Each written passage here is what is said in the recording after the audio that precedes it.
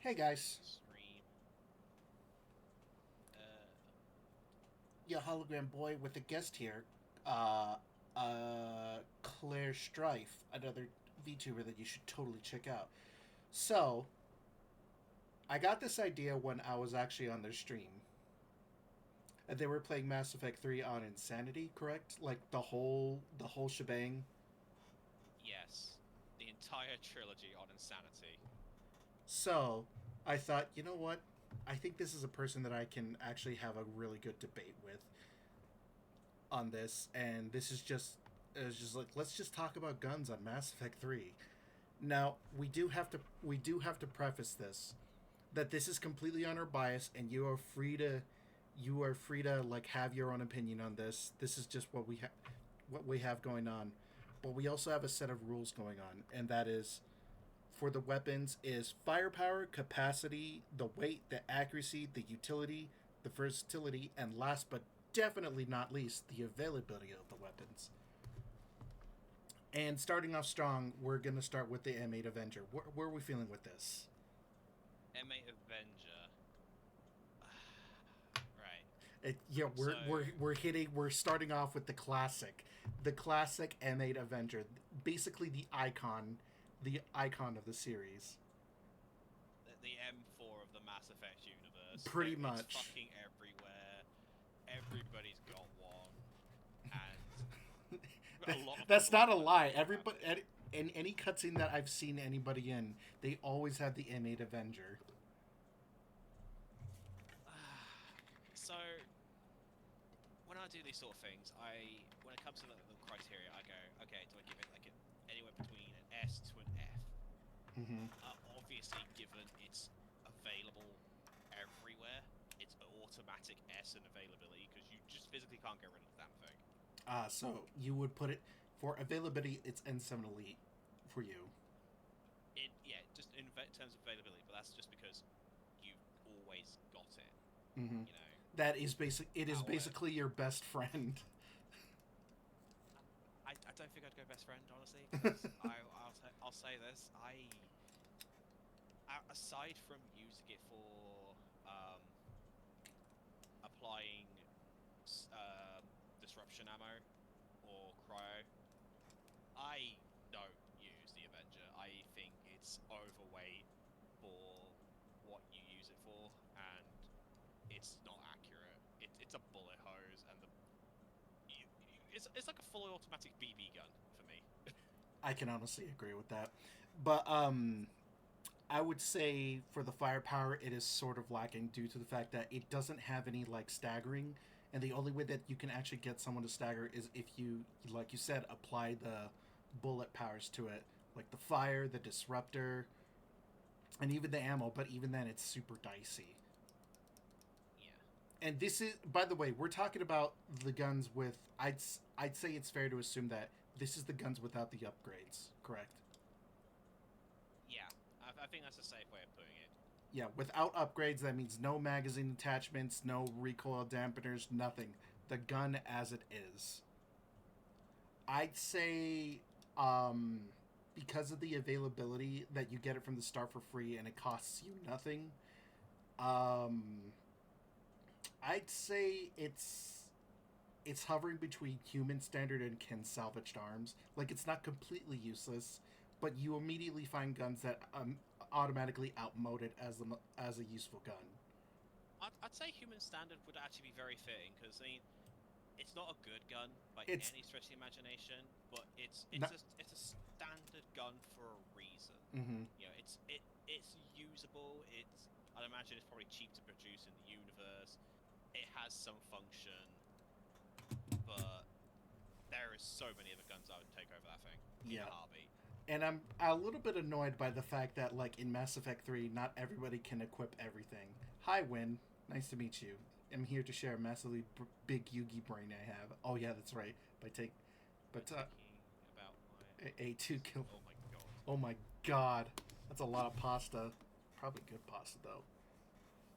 Buddy, you're gonna be more bunged up than a marine eating Mm, MREs. so nutrient dense, so calorie dense. A It's solid brick in your gut. yeah.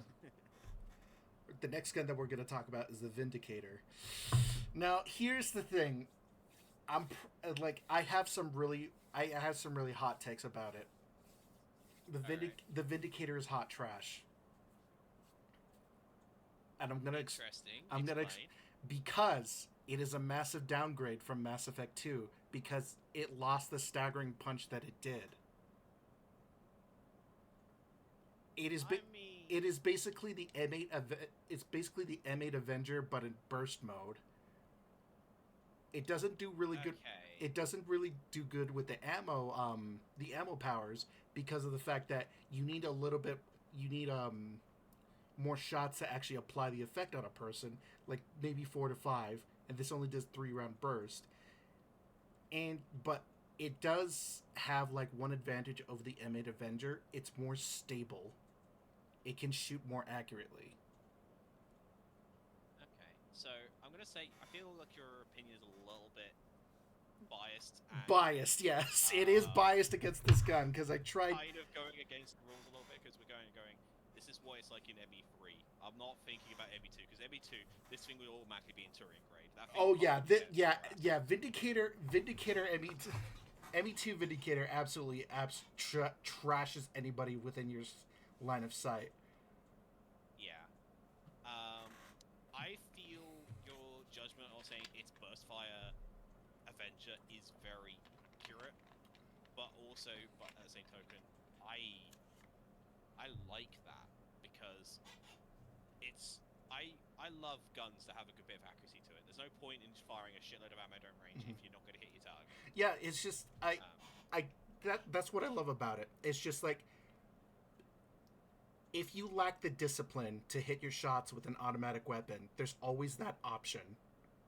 And that's why I love the burst fire. Yeah. Conserves ammo, it makes you be patient, but sometimes you have enemies running at you from anywhere, and sometimes a burst fire weapon doesn't do that.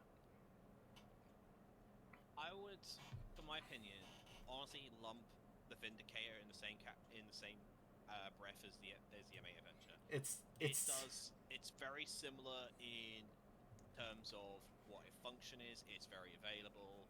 It's just a case of, do you want to shit a shitload of bullets downrange and miss about 90% of them, or do you want to take your time and actually hit your target, but still take a lot longer to apply ammo? Like I said, this gun takes this gun, if you have your teammates working with you, it takes a little patience to actually master, but once it clicks and you can upgrade it, it's kind of good. It's kind of nutty because the name of the game in Mass Effect 3 is go for heads.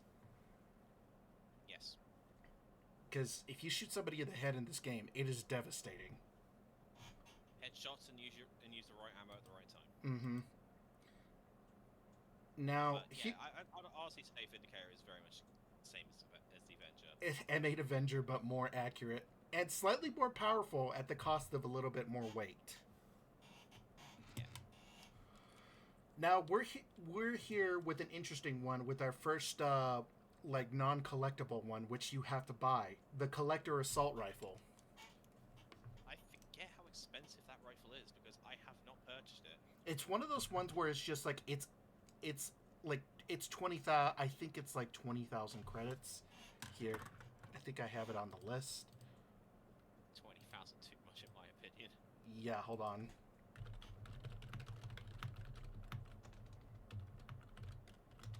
Actually, hang on. I'll do the research. You got the thing up. Yeah, no, it's fine. Mass Effect 3 Collector.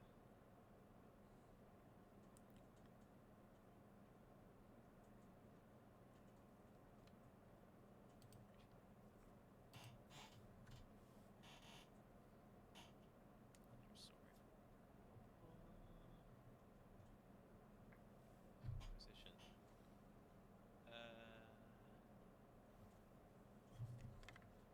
Now, there's a reason why I personally like this gun. Alright. The Collector Assault Rifle actually comes with a really hidden, unique bonus. It is not weak to any armor type. Yeah. It has this weird bonus where it does 1.25 times damage to any armor type. That includes the health, that includes the shields, and that includes the armor type. On top of all that, it is accurate as hell. There's barely any accuracy deviation, and it shoots in a straight line. And if it's gonna fire, it's just gonna go a little up and then it goes back down. The only argument that I could say is its weight and its availability. My take on it is, honestly, it's a gimmick Avenger. Yes, it is a gimmick Avenger with a really weird damage twist to it. That's a good way to put it. And honestly, out of the two, if you came up to me and said, alright, you can either use the Collector Assault Rifle or the Avenger, I would actually take the Avenger over the Collector Rifle. I hate that thing with passion. Yeah, that's a thing. I think it is one of the most useless, overpriced rifles in the game. That because Like, also sorry, go on. it has a lower ammo capacity on top of that. Yeah, it's less ammo. It's heavy as all sin. It looks ugly. It's expensive. It's ugly as fuck. I mean, it's not a criteria, but I'm gonna start saying that. It is ugly as it looks like a claw with a gun in it. Like, I wouldn't quite put it in the bottom tier, but we're I'd kind of close. I'd say salvaged arms. I hate it. Would you put it in Varendung? I would agree to Varendung as a middle point. Yeah, okay. So I think it is. It is straight trash sometimes, and like the thing is that like the problem with it is that although it has the damage bonus as it is, the reason why it drops down to this is there's a little twist with it. It doesn't really do good with ammo types. For some reason, it does even less damage if you have an ammo type on it. I don't know why it Also, is. let's be honest here, 25% extra on fuck all is still going to amount to fuck all. Yeah, especially on the higher difficulties. We have to keep that in mind as well. Yeah. Now, we can all agree here that the next two rifles, the Matic and the Cerberus Harrier, are N7 Elite. Please. Right. The Matic is Okay, so... let's not even think about the Harrier just yet. Let's look at the Matic first. Yeah, it's just... it's so good. Shall I start? Please, please, please, because I'm smiling like an idiot right now. Okay, so, for reference, when I started doing the ME3 portion of my run, Grissom Academy was one of the first missions I did, which is where you acquire the Matic. So you can get the gun very early, which is nice. It hurts like a bitch. It's a bit heavy, sure, but you can put shots down range, and it's accurate as all hell. And honestly, I look at it and go, shit, if I was not an infiltrator, I would literally run this almost every single mission. So your basic... Literally the only thing that hinders it for me is its weight. Mm-hmm. The weight is a bit of a problem, but that's because I think the Cerberus standards is just like they don't compromise on anything. Well, no, the Matic isn't a Cerberus gun, it's a Terminus gun. It is a Terminus gun, but it was taken by Cerberus and altered for their needs. Well, that's what the Harrier is. That's Yeah. what the Cerberus variant. And that's... Matic is the original, because literally everybody in their mother Terminus system has one of these things. Yeah, I would argue that, and I'm removing the bias, is that like this is actually like for me, and this is from back when Mass Effect 3 came out. This is the gun that I used to train my accuracy with. Believe it or not, so it has a special place in my heart.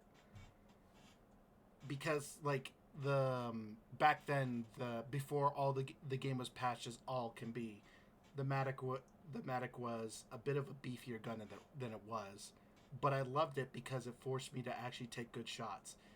Now, as a – as a soldier biotic main, this thing absolutely like gets it. And the beautiful thing about it Yeah, and the beautiful thing about it is that when you find the Matic, you can upgrade it for free if you find the other Matic. If you actually do the yeah. if you actually um, get your choices right in Mass Effect 2. I honestly thought that was like a bug or an oversight because I actually did do Project Overlord when I was in the Mass Effect 2 portion. I was like, oh shit, I've got two Maliks, so I've already got a level 2 Mac. What the fuck? Yeah, you get a free upgrade. It's which is pretty good. I would I would say, go on. I I'll let you would go. argue that it's in Krogan Arms going into Turian grade. I was actually gonna say I would, honest to God, put it in Turian grade. Yeah, it's just like to me Like, it's a low Turian grade, but to you is it a high Turian grade? say middle because it does what it does well, and it's versatile enough to be used in other roles. Like, I've taken this thing over sniper rifles when I've needed to. I can shoot it in close quarters. I can use ammo with it. Again, it's literally just the weight. Yep. You Other than maybe a little bit on the capacity, maybe, but we'll still, get it's a to very good gun. that's the thing though. It's just like the Matic actually does. I would say it's a multi-purpose rifle. It's like a marksman rifle mixed with an assault rifle. Yeah, you can't go wrong taking it. Mm-hmm. It just depending what class you are. Again, I'm mostly an infiltrator engineer main, so I have to be considerate of my powers Yeah. cooldowns. If I take a Matic, I am only taking like an SMG or a handgun as a secondary. Yeah. If I'm taking a secondary, But still, that is the only reason why this is not an N7 Elite weapon. yeah, yeah. It's just like we. It's like a lot of these are super class dependent, and some of these are fun for a reason. But like I would say the Matic is Turian grade. Like you can never. Easy. That's the end all be all the argument. You can't go wrong with it. That is the Matic's strength. It doesn't matter. It doesn't matter if you're a biotic. It doesn't matter if you're a soldier. It doesn't matter if you're an engineer, infiltrator, whatever. The Matic can actually see you through the whole game. It can see Yeah, you. definitely. It can see you through the whole game, and it can see you through even on insanity mode. That's how good it is. Now we're touching with the Cerberus Harrier. Uh, I can't tell you how many times I've run out of ammo with this thing. Oh my god. I this is one of my bias guns. I will be fucking honest. I love this weapon. Oh, don't get me Actually, wrong. Don't get me wrong. I love it, but keep it fed and it will sing. yeah, Oh, yeah. It's basically like the M60 of the Mass Effect universe. I will lovingly refer to it as the pig. The ammo it eats is ferocious, but it hits like a truck. it's it's got a similar weight class to the Matic, considering it is a modified Matic. Mm-hmm. It hits harder. It's still as accurate. It's just, oh my god. I will make sweet love to this gun. I don't care. That Hey thing. Claire, what are you doing in this class? Oh my god! Wait, what are you putting in the barrel of that thing? Nothing. um, I'm gonna keep this one short and sweet because I don't wax poetic on this damn gun. Yeah. I would honestly say Turing grade as well, but I'd probably put high Turing grade. And the only reason I say it again is weight and ammo, Mm-hmm. because this thing, it's a fantastic gun, but unless you can keep it fed and you possibly use a sidearm, it's not worth In multiplayer, it would be a different story. I have so many hours in the past of playing as an N7 Demolisher, sitting on a supply point in Firebase White with a Harrier in hand and telling the Geth to kindly fuck themselves. Especially if you have a piranha in this. Oh my god. Yeah, actually, that was my second. You can actually you can actually solo multiplayer with this gun, but we're not talking about multiplayer. We gotta stick with single player because Yeah. those bastards at EA took out the multiplayer for Mass Effect. And I honestly thought it was fun. I'm honestly considering re-downloading Mass Effect 3, the original one, on my console, and just see if multiplayer servers are Yeah, still let's see if the servers are still up. They probably are. probably. Okay, Alright. now we're moving on with. I hate this gun so goddamn much. Hate the face then? Yeah, I hate the Phaeston. Okay, lay it on me. Why do you hate the face then? Okay, so where do I begin?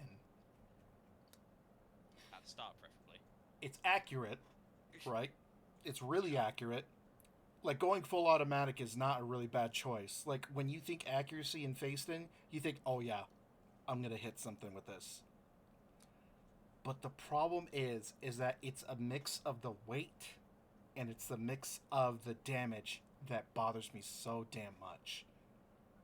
It Really? is, yeah, it's just like, I cannot tell you how many times where I wasted an entire clip and there was like 5 enemies and I've only gotten 2 of them. Like, are you kidding me? I will say, in my old group, we had a nickname for the Phaeston, and it was literally Turian Lancer, or Turian Avenger.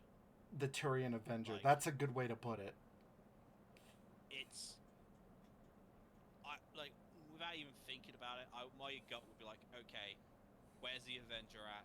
This thing is basically slightly better Avenger. Sure, it weighs a bit more, but you got a bigger mag. Damage is relatively similar. Yeah, Fire rate is about the same, and it's more accurate. yeah, that's a good way to actually put it. But like, yeah, that mag though is kind of crazy. 50 rounds at the I was get-go. gonna say, isn't the Avenger like a 32, and the Phaeston base is 40? Yeah, the base is 40, and for some reason, and I don't know why it is, instead of the 20, if you actually put a magazine attachment onto it, it doesn't give you like the 25%. The Phaeston gets a 50% buff for some reason. Why is that? I don't know, but honestly, like I said, it fills into a similar role of the Avenger. It's like, okay, do you like the Avenger? Yeah, sure. Here's a slightly better one. As long as you can cope with the extra weight, it does the exact same thing. It's available very early because it's not part of Priority Palavan, which is like the second mission. Yeah, I think it's available during when you're trying to figure out what happened to the Turian Hierarch's son. I think that's when I got it. That's when I found it. I might be getting muddled, but yeah, you get it very early. Mm-hmm. And it does Like, it's at least before you actively go to do Priority Tachanka, which is like the first really big mission series. Yeah, I'd honestly say the Phaeston is literally to go to a mission, get the job done, come back. Yeah. It doesn't show up. It's not fancy. It doesn't show up to show off. It's there to screw some shit up and then go home. If the Avenger is the M4 carbine of the world, the Phaeston is probably like The AK. something like the Heckler Koch G3. Yeah, you know? this is the G36 of the Mass Effect universe. I would say, It does work. yeah, it does work. I would say this is above the M8 Avenger in the human standard category. Yeah, agreed. Now we're moving on to a really bizarre one. The M37 Falcon, aka the boom gun. Oh god, okay. Now the reason why I'm gonna say it goes into Ken's. There's a reason why I'm gonna put it here, unless you can talk me out of it. You better not be saying the missile glitch. No, not that. It's because of how late you get it. Really? The M30 No other reason. the M37 Falcon can only be found at the Cerberus HQ raid that you do towards the end of the game. I was going to say, I have not acquired the M37 Falcon yet, so Yep, I and haven't used it in recent history. yeah, and it's one of the few weapons that if you don't collect it, you won't be able to buy it from somebody. Yeah, that's I'd say also it's like free for those. yeah. It's just that you won't be able to buy it unless you go into New Game Plus. You won't be able to upgrade because apparently this is actually a really expensive upgrade, but it's for a reason. This doesn't fire bullets. It fires 20. Grenades. Yeah, it fires 25mm mini grenades. Now, if you're an engineer, that is your dream. That is your dream gun right there. It's a bit of a shame. I think the only times I have ever used it or seen it used was in multiplayer using the missile glitch. That's why I kind of mentioned it. And like other times using it, I found it incredibly lackluster. It's heavy.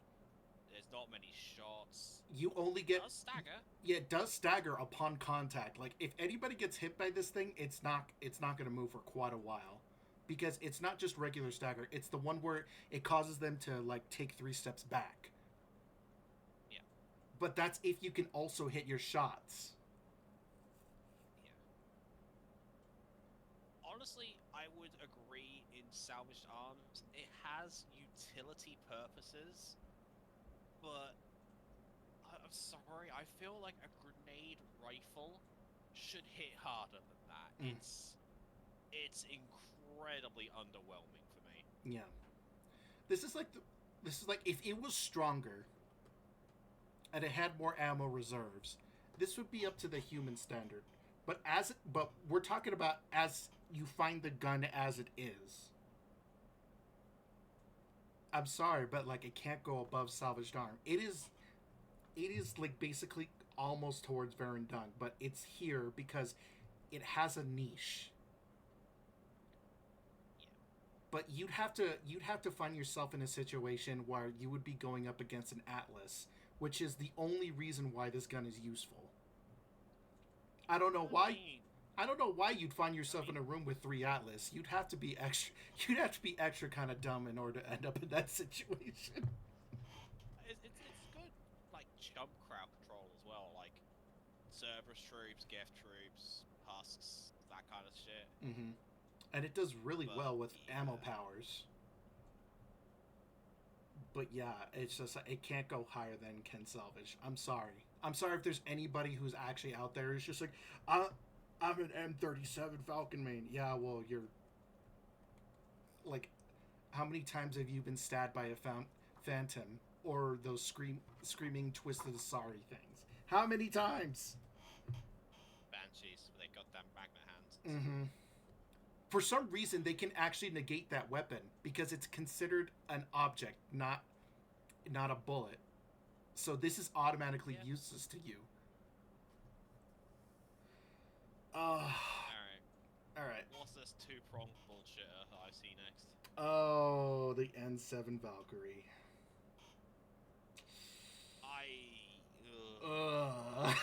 Like we're both collectively like. Boschtet. Like no argument. Two round burst can only get you so far. 2-round burst. It's got MA Avenger damage. It's late game because I think you only acquire it in Omega.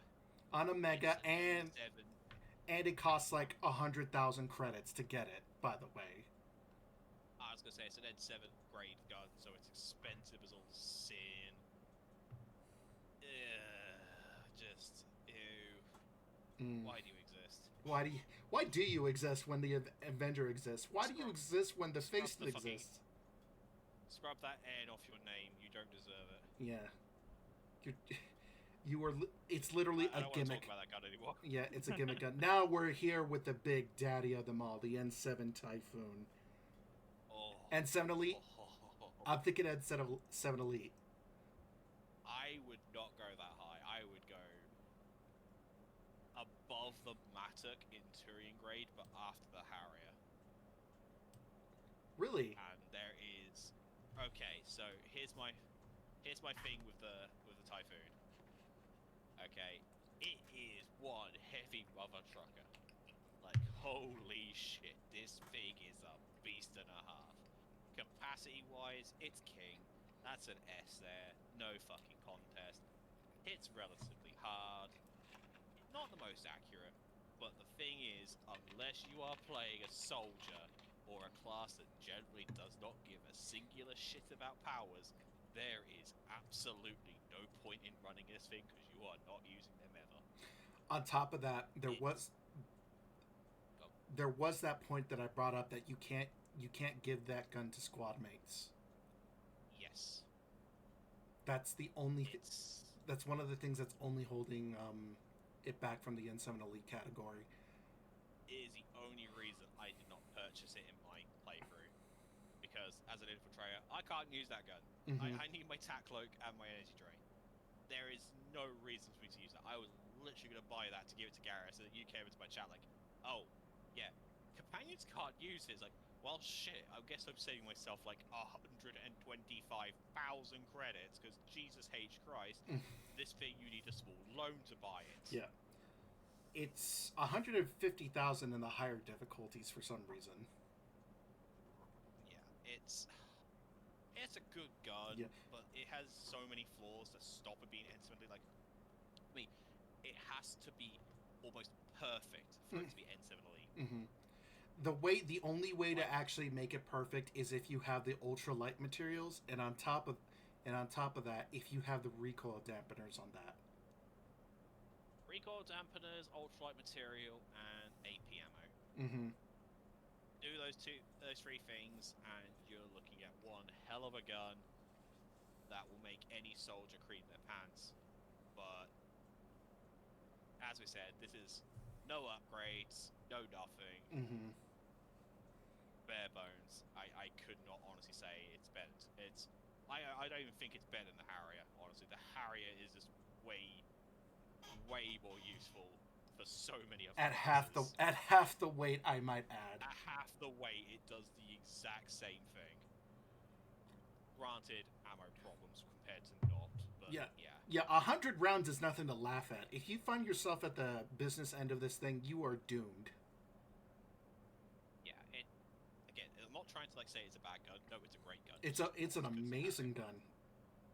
But the problem is there's going to be very few things that are better than the Harrier. Let's be honest. Yeah, and I think I agree with Claire here with the whole thing where it's just like this gun is one of those few guns where it's just like it's incredibly class dependent. Yeah. If you are an infiltrator, you're not going to use this thing because you kind of need your cloak. If you're God forbid if you're a biotic. Yeah, God forbid you're a biotic and you get this gun. You are never going to be able to use your powers. You had better hope that this doesn't run out of ammo before something closes in on you. Biotic detonations, what are those? Yeah, no kidding. But look at what we have here. The M99 Saber. Again, another one of those... N7. Yeah. Another one of those guns where... The reason why I agree with it is because it is a monster. It is an absolute monster. And the thing about it is that it is the love child between a sniper rifle and an assault rifle, because technically this is an assault rifle. Yeah, I know, it's glorious. Yeah. I'm definitely not saying that because I have so many hours using this gun. Yep. But the only thing that I can imagine the reason why it's not like if there was another tier, this would be N7 and then N7 Elite. But I'm gonna keep it a $150 with you. This thing is a monster. But the only thing that I can say about it, it is one of the missable guns that you cannot purchase from another person. Yes, I love the fucking gun, I really do, but it's so late. Like, it's priority Earth. It's basically end game. And it does weigh a bit for a rifle. I think it's comparable weight to the Harrier. but It's the the same. fucking firepower. I'm pretty sure it has innate armor piercing. It's oh god. If you love the Matic, you'll look at this gun and go, yes, this thing is the big brother of the Matic. Interestingly enough, this gun actually has a 2 times headshot bonus multiplier. Yeah, it slaps people. It It's really it's an does. absolute monster in combat. If your teammates can hold the line while you're sitting in the back comfortable, pack it up, boys. You're going home, and that's a movie reference if you get it. But yeah, It's glorious. it is amazing. It is. It does work. But look at what we have here. This weird thing, the Chakram launcher. It's one of those. Okay, Uh, I'm uh, gonna say something now, as I have thought about this prior to you, prior to us starting. here's the thing though. Have you used it? I have used it to an extent. I actually took it to the firing range to test it. Okay, but because I've never used this thing, I Okay. I picked it up and I'm just like, what is this? And my mind immediately went to like some other gun from another game, like Dead Space. And I'm Oh just right, yeah, I know what you're talking about. yeah, it's like the line gun from Dead Space, but we're talking about Mass Effect. But from what I understand, it is a Ninja Star launcher. It is a superheated Ninja Star launcher, correct? Explosive superheated ninja star launcher. Ah, okay. So explosive is a good trait. I would say it's a good trait, but like I said, I've never Okay. used it. I don't know what to think about it. So, in my opinion, and this is going to be a blanket thing over some other guns that it's applicable to, as somebody who plays mostly on Insanity, a charged weapon is not something you want to take. It is a charged weapon. And so, for that reason, I would not put any charged weapon above salvaged arms. This thing, in my opinion, would work, is basically what the Falcon wants to be. Like, it actually has good damage, armor piercing, It has really good range. shields. Its range is amazing. It's a little heavy, not too heavy, but a little heavy, and it doesn't have a lot of ammo. Combine that with the charge mechanic, I would honestly say it's just better than the Falcon. Just a little, just above it, like the D plus of the Just group. above the Falcon, but same tier. I can agree with that. Like, it's not something you're really going to be using outside of, I just want to troll people. Mm-hmm. It's All right. it's a joke gimmick gun. I would argue. You wanna take this next one away?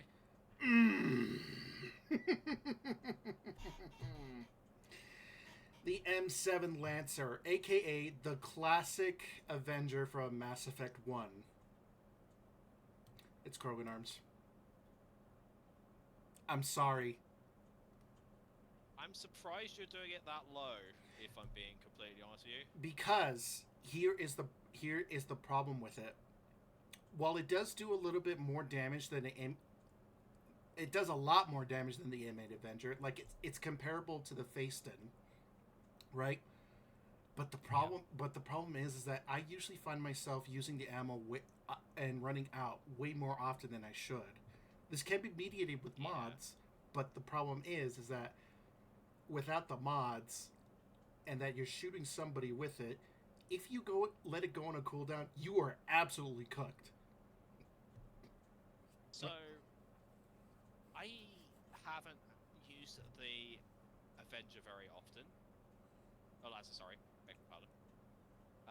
Until a certain blue individual said, "Oh yes, you get this gun. It is amazing." And I took it into the Citadel DLC for the final mission. I had a fair few problems where I've accidentally cooked off all the ammo Mm-hmm. and had to try and pull the gun off. Now, here's the thing.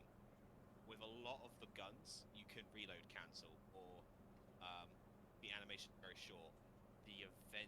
The Lancer does not have that. It does not have. So many times I was caught out by people trying to run away. My gun had overheated, only to roll and then have to restart the entire animation. Mm-hmm. This is why don't go on. this is why I'm saying it's just like, if you can spare yourself from the trigger finger for a sec, the trigger finger, if you can spare your trigger finger for a second and let it recharge, this gun's amazing. But the fact that, like, if you accidentally run out, you lose 7 seconds, and I've counted this, 7 seconds of your time to actually cool it down, and 7 seconds is a lot, especially in the higher difficulties. Yeah. Now, here's the caveat to that. If you upgrade it, the ammo goes up. The ammo capacity goes up by 5 to 10 rounds, depending on the upgrade. I can't remember, to a maximum of like 70 rounds. This thing can hold 70 rounds at a time. Plus, with the upgrades with the magazine, it gets like 120 rounds, I believe. Which for a rifle with that weight and 120 rounds, that's monstrous. Yeah, it is a good gun. It's just it has so many flaws. I honestly thought you were gonna try and push for Turing grade on that thing, honestly. No, I have to. I gotta keep it a $150 with people. It is what it is. It's a great gun. Don't get me wrong, but it is not this. Because of that reload problem, it keeps it from this. Yeah. Yeah. But now look at what we have. Look at what we have here. I was gonna say, speaking of weapons comparable to the Typhoon, I'd say this is Tyrion grade, low Tyrion grade, but Tyrion grade nonetheless. yeah, less than the Matic. I love the Revenant. When it comes to multiplayer, back in the day, I had just gotten to like rank 100. I opened up my first gold crate, and that is what came out. That was my first gold gun. And you know what? That bitch carried me. I loved the Revenant. It's an absolute monster in combat. What's its starting rounds? It's like 70? 70 or 75. Yeah. And the reload isn't painstaking. It's actually relatively quick, which is kind of amazing. As with a lot of guns that do what it does, its main drawback is weight, but it's not as heavy as like a Typhoon. It's like, I'm pretty sure it's just slightly more than a Harrier. But yeah, it is a great gun. Especially if you want to put it on a squad mate like Garrus, you know, AP rounds Garrus, just let him rip it. It will tear people a new, but it's not hard to get either. Things like mid game, you get the Revenant.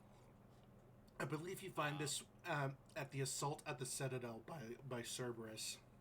That's where I found it. So it's about mid game then. Now, here's the thing about it.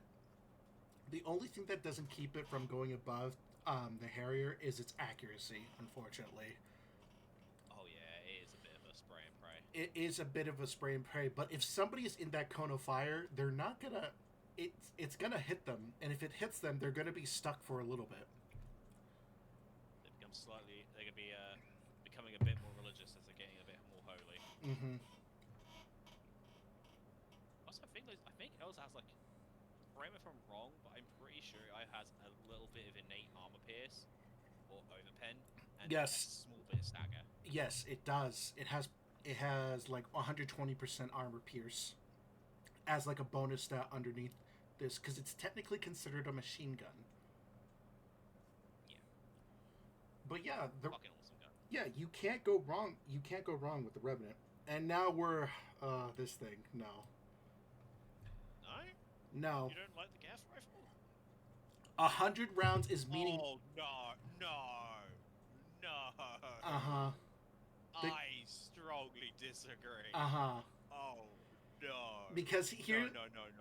Here's the thing. No, I'm just kidding. I'm just kidding. By the way, I'd argue it's like human standard. I would put it above the Phaeston. it's Geth Avenger. It's seriously Geth Avenger. It's Avenger with a. It's more Avenger with 100 rounds at the get go. Like it. Look, it does what the Avenger wants to do, but it does it even better. Yeah, it's basically pinpoint accurate because it's a laser weapon. It also sounds really cool. Magazine. It's lighter than the Avenger, which is hilarious. It's literally better than the Avenger across the fucking board. Yeah. Except for maybe damage. I think damage is slightly less. It's slightly less, but the bullets that come out of it make up for that damage in such a heartbeat. And especially if you upgrade this thing. If you upgrade it, it can have, I believe, up to 175 rounds, which is that sounds about right. Which is incredible. Like if we were talking about guns that can be upgraded, this be above this gun, and that's saying something. That is saying something. But as it is, when you find it, it starts off with 100 rounds. It weighs slightly less than the Phaeston. Honestly, I'm partially tempted to put it on the low end of Krogan arm. Honestly, low arm. I am tempted. Yeah, I'd say this, and the thing is that it reloads quick. It reloads surprisingly quick. It's like on the reload speed of the Revenant. Yeah, and people shit talk the Geth gun so hard, but no, Geth pulse rifle is legitimately awesome. Mm-hmm. Especially if you can upgrade it and tune it to how you like it. Because, let's be honest, a Geth rifle with armor piercing capability, that's scary. I actually use mine for disruptor ammo most of the time. Yeah, it's an amazing anti-synthetic weapon as well. You are correct. Yep.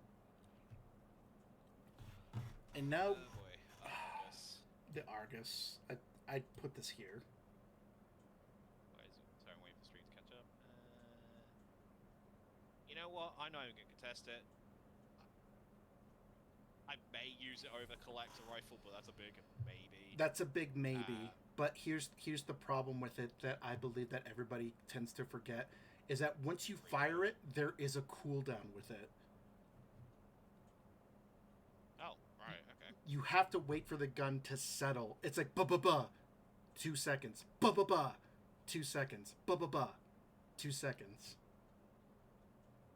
Like I just remember the vertical recoil being really bad. Oh yeah, it is incredibly monstrous, but it can do work. And for some reason, if you give this to a teammate, they are perfectly accurate and can fire it much faster than you, which is really, really weird and offsetting.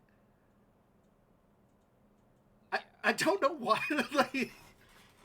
like if you give this to a teammate, weird coding shenanigans. It's weird coding shenanigans, and I don't understand it.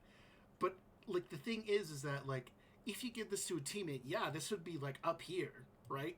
If we were talking about in the hands of others, but in your hands, for some reason, you're an idiot. Puny weak human with new gloves. Puny weak human with puny cybernetic human with weak gloves and your Olay cream. Yeah.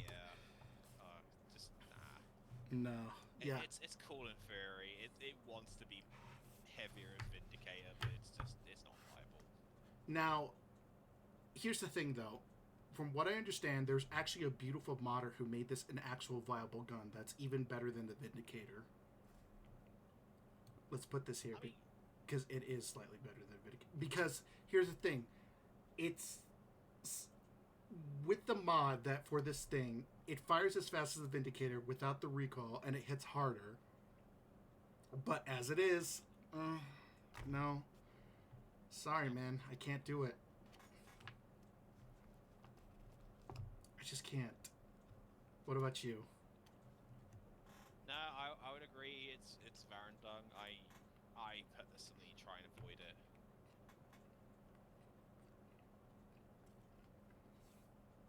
Can't do it.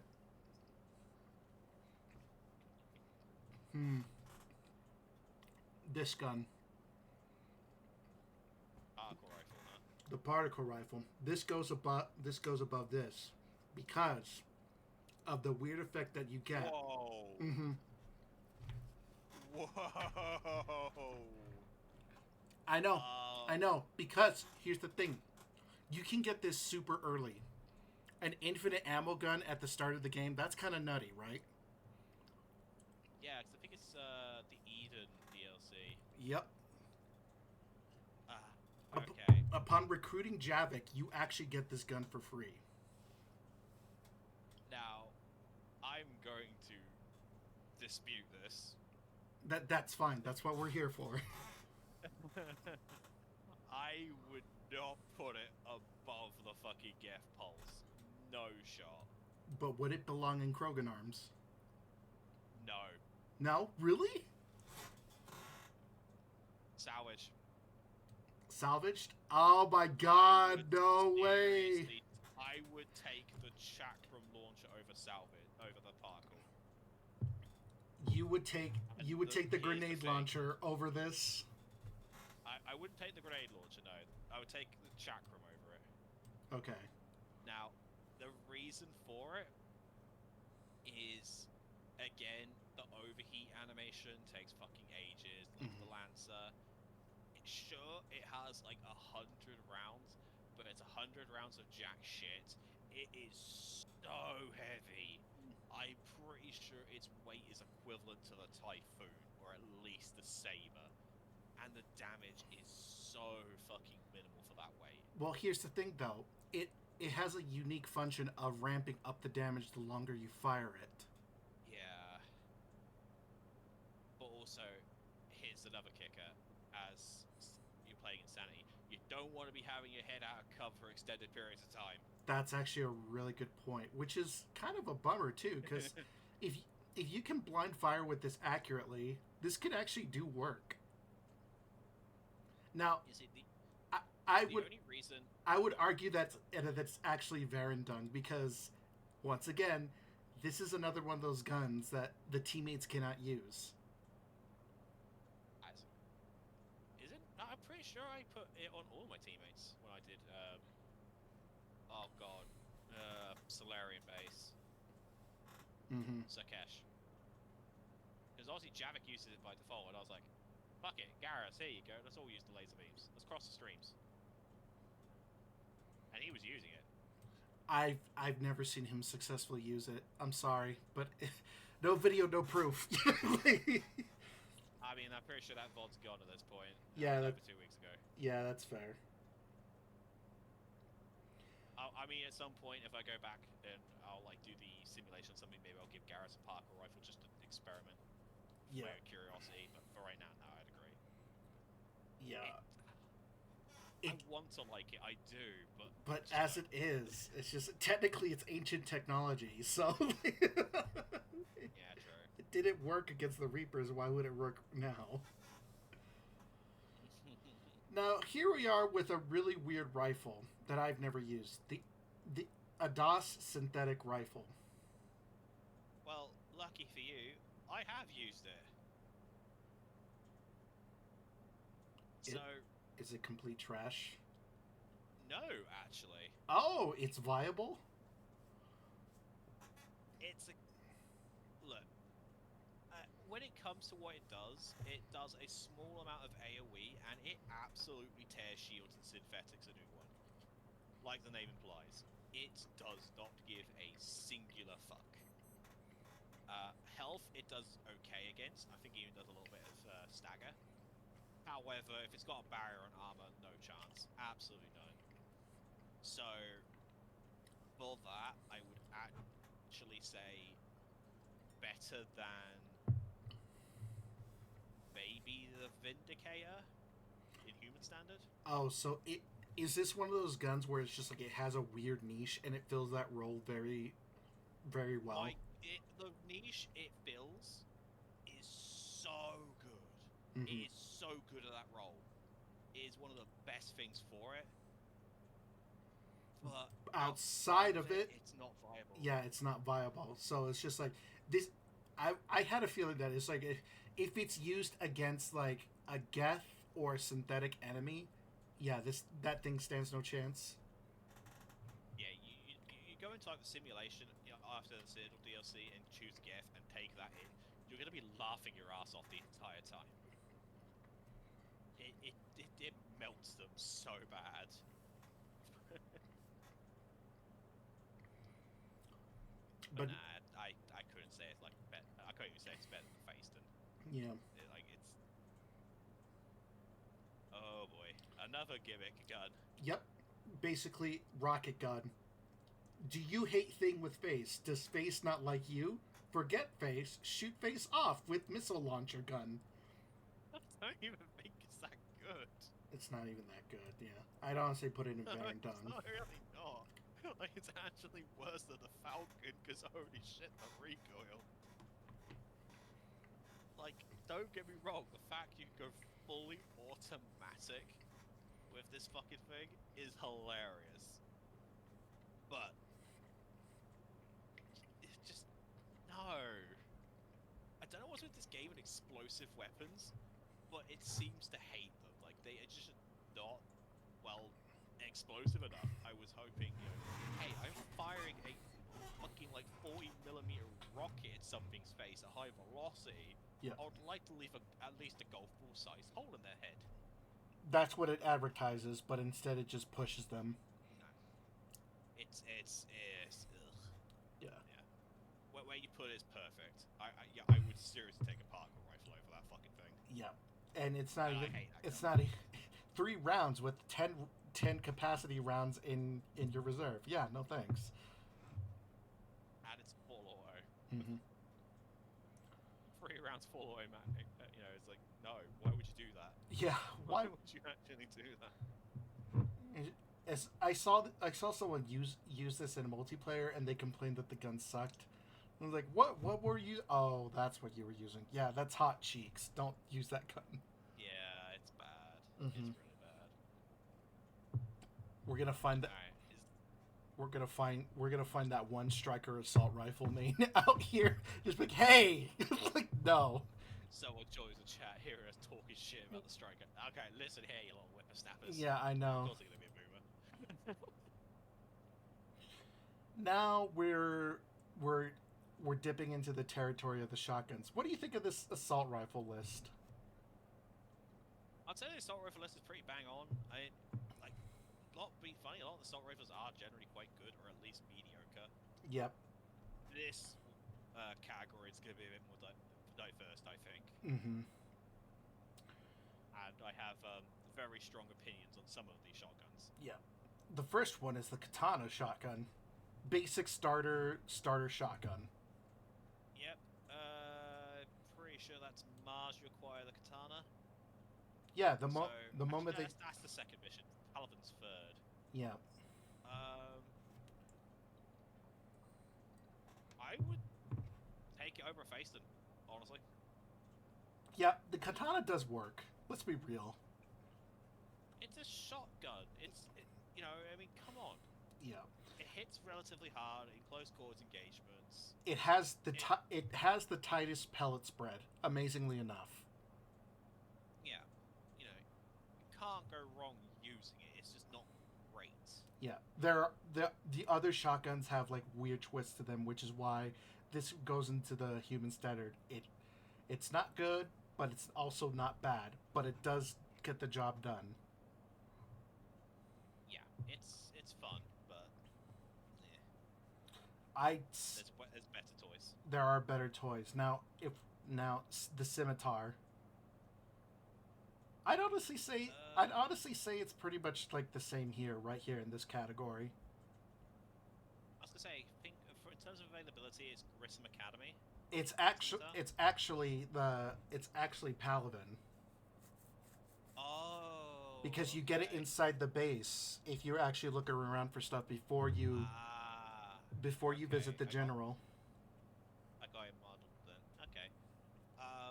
But yeah, you are correct. You can get this in Grissom Academy.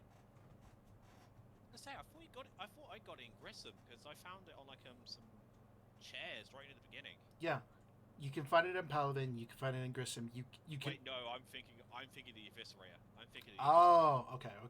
That's fine. Because obviously Cerberus used the Eviscerator. Mm-hmm. Now, the reason why I'm putting this here is because it does pretty much the same thing. I'd say it goes above this because it has It has like 3 or 4 more rounds than it. I think it's like its default is 8 rounds, and for the damage it does, it's not bad. I would actually take the Phaeton over the Scimitar personally. So like the sheer right about reason- here. like higher than the anti-synthetic rifle, lower than the Phaeton, and the reason for that is its pellet spread is a lot more wild than the katanas, Mm-hmm. and also it doesn't hit as hard. Its range is worse. It's pure spray spray and You knock can- out little shits. However, you can fire it faster than the katana. Yeah, you can fire fast with the katana. But the thing is, with the katana, you can actually have a bit of range to it, you know, and it will do well against most things. Whereas the scimitar is like, okay, I don't have a piranha, and there's a shitload of husks coming after me. Sure, I'll take that thing. this So, this yeah, this I is just don't this. like scimitar. I would argue. I would go with the argument that this is the crowd control shotgun. Yeah. If you knock out Although, the small infantry, yeah, it's solid. But anything above that, dice. sadly, there's also better than the scimitar for Yeah. that particular purpose. Mm-hmm. I'm looking at 2 of them right now. Here we go with the claymore. Oh. One of the few. I'm gonna put this here for the time being. Oh, whoops. Oh, hold on.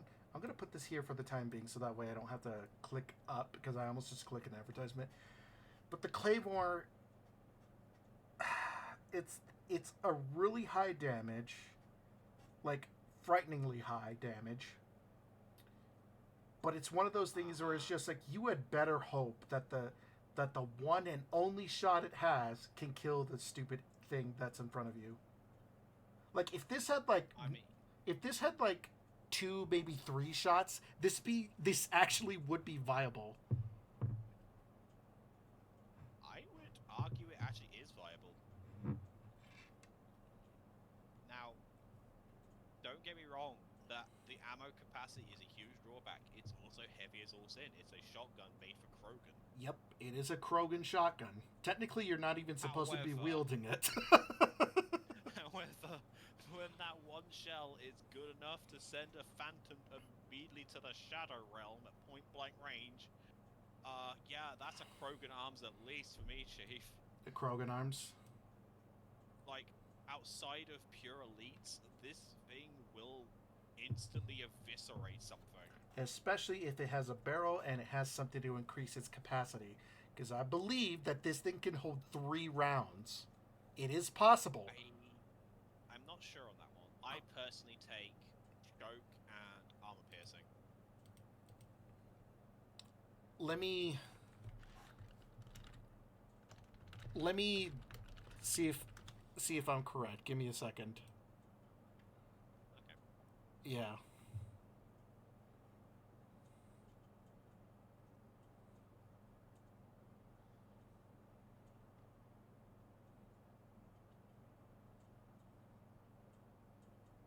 Yeah, it's one of the I think the one thing that I remember that you can do with this shotgun is that you can reload cancel it. Yes. If you can reload cancel this and you know how to do it, this thing can do work. And you are right. It can send smaller enemies into the Shadow Realm. It is a gun that is basically high risk, high reward. But also I do enjoy it. Also, I just want to say that Erdnot Bakara is a beast because she can fire 2 shots out of a 1-shot gun. Yeah, I remember. Yeah, I was just like, holy shit. What? What witchcraft is this? I know. I was just like, okay, she's cheating. Either that or like female Krogan have like this weird buff where it's just like they can fire more shots out of a gun that usually has 3 shots or like 1 shot or something. Now we're moving on to. Oh, right. Sorry, I have just seen the time. I do need to get my kitten some feed, so I need like a couple of minutes. Okay, no problem. I need to go to the intermission anyway. Be right back, everybody.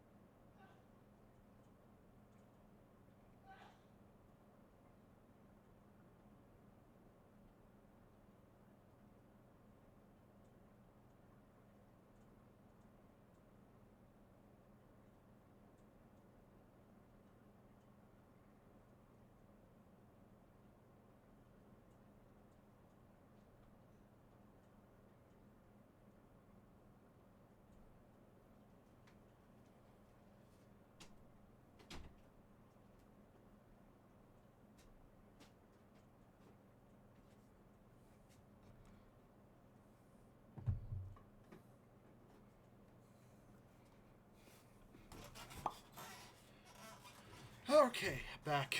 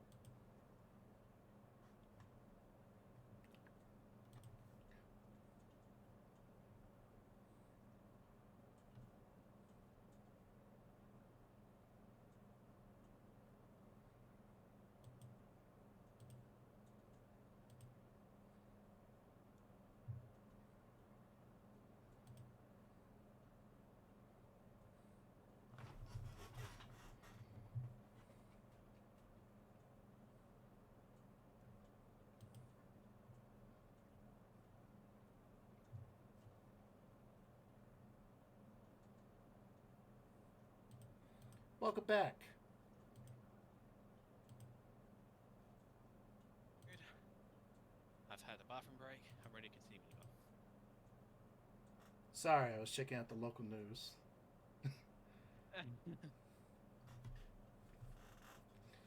Alright. What about this thing? So we just done the Claymore.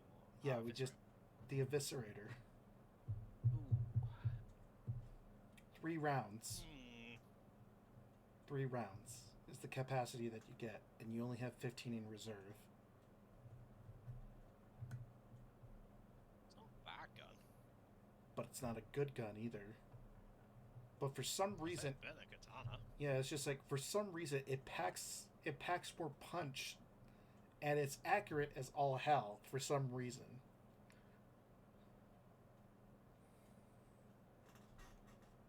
I mean, the thing I have when it comes to shotguns is I try and compare them to the Katana, because obviously the Katana is like the first shotgun. It's the baseline, I'd say.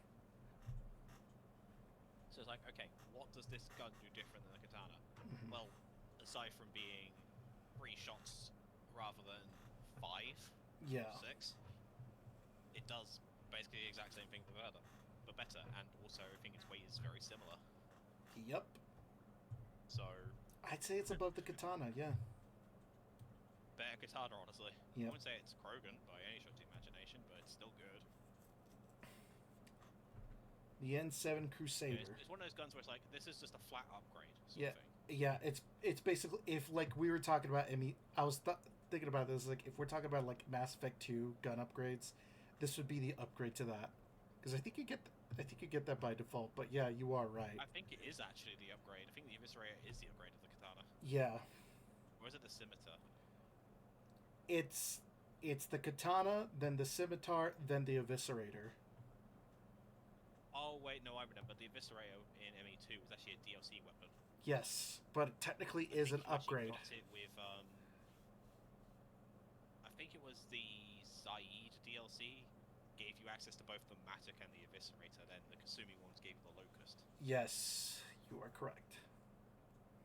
There was also the fucking weird burst rifle thing that I absolutely vehemently hate, but we'll get to that later. Yeah. I don't know how to feel about the N7 Crusader. I know exactly how to feel about that gun. Because it's one of those things where it's just like you either love it or you hate it, but it can only do so much. And So- the problem with it is that it costs, for some reason, this is one of those guns that costs like 175,000 credits. I mean, it's N7. It says on the label.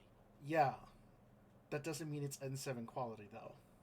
No, it's fucking not. Honestly, it's almost a fucking Solarian made. Mm-hmm. It is awful. Like, don't get me wrong, that single slug does so much damage, and if you hit head, oh boy, Yeah, they're gonna fucking you're feed. done. But the But- thing is that like when you think shotgun is not, it's not supposed to be precision. No. It's like, if you can get used to it, it can do work. But honestly, I have yet to meet a person who went and said, "Ah, yes, the Crusader. I love that gun." Honestly, botched it. Mm-hmm. Fuck that thing. Like, I don't even want to look at it. It's that bad. I fundamentally refuse.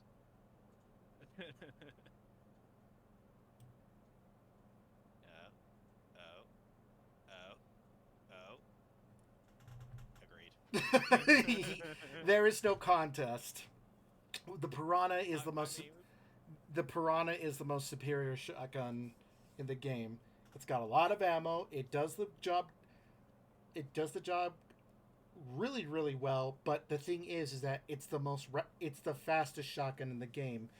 But on top of it, it doesn't compromise on the firepower. The firepower is Okay. basically the Eviscerator, but it has a tiny little bit more spread. I wouldn't say it's the best shotgun in the game. However, what I will amend to that is it is the best rapid fire shotgun in the game. Mm-hmm. Like, this thing, I use it as a secondary all the time. I literally run it with lightweight materials and expanded mag as an infiltrator. It is a good go-to backup weapon of get the fuck off me, you wee little shit. Yeah, it does Especially work. loaded with disruptor ammo. Yeah, it does work. I don't care what anybody says. This does work. This is my gun choice when it came to multiplayer, and it is my gun choice when it comes to single player. Yeah, you can't go wrong running a piranha. Mm-hmm. If something does go wrong, like I said, it's like you'd have to be in a really, really, like, bad place at a bad time. But even then, Situation's fucked already. yeah, the situation has to be already screwed up beyond like any way to salvage it. But with this in your hand, you can actually get out of that situation. Likely, yes. Yeah. I kind of want to add another tier, like that's just right here, called the war crime tier, because this next one is just brutal. Yeah. Okay, so remember what I said about my rule about charge weapons? Yeah. This is that. This is the one gun that I would actually break that rule. Mm-hmm. Like, I mean, it belongs rightfully so in Krogan arms. Because yes, I just love how brutal it is. For anybody who doesn't know, the Growl Spike Thrower is literally a Growl Spike Thrower. It is basically, from what I understand, it's supposed to actually nail metal beams in, but then the Chrono were just like, what if gun? And then there you go. Yeah, it's a flechette gun. Yeah, and it just, it just does its... Also, its damage is comparable to the Claymore. It's just the downside of the charge. Mm-hmm. I think it does. Like, I think it actually does have more ammo capacity. I think it has like 2-3 shots. Oh, it has much more ammo capacity. Yeah, it has like 3 shots. 3 shots with this thing can actually. It can even stop those weird like Krogan Reaper things on its own. You mean the Krogan the brute? Yeah, this thing like. I wouldn't say it's good versus a brute personally. Anything unarmored is going to regret being unarmored with that thing around. Yeah, it. Like I said, if there was like the war crime one, if I could put that on here, I would. But I can't. I ran out of... There is going to be there is another tier I would add, but we will get to that when we get to it. Mm-hmm. Mm-hmm. Yeah, but you can't go wrong with the Spike Thrower. It's amazing. No. It's funny because imagine you're the enemy. Imagine if you're a Surface Trooper and you see Shepard just come around the corner with that thing fully charged, just like, oh, oh no. Yeah, fully charged. It's got a lot of range. The spread is minimal. It has huge amounts of damage. But the lovely thing about it is it's still viable uncharged. Uncharged, yeah. It acts as an eviscerator on steroids. Yeah. And yeah, it's good. It's That's good. It's the one of the charged weapons I'd say it negates my whole rule of this thing is bad. Mm-hmm. And now we have the Wraith, which is basically it's the same thing as the Eviscerator. They're so comparable to each other. I'd say it's slightly better than the Eviscerator. I mean, it's it's the difference between Eviscerator and Wraith is the Wraith is more expensive. Honestly, it's lighter. Honestly, the Wraith looks like the prestige version of the Eviscerator. Like it's just like literally all the difference is it's lighter, it's more expensive, it hits harder, and it has less ammo. Oh my god, they remind me of Tiefling. Hello, Bunge. How you doing? This is Claire. Claire, Buns, Claire. There's someone in my chat, I'm sorry. Hello? Hello? I'm doing good. You? We're just doing a tier list for Mass Effect. You know how it is.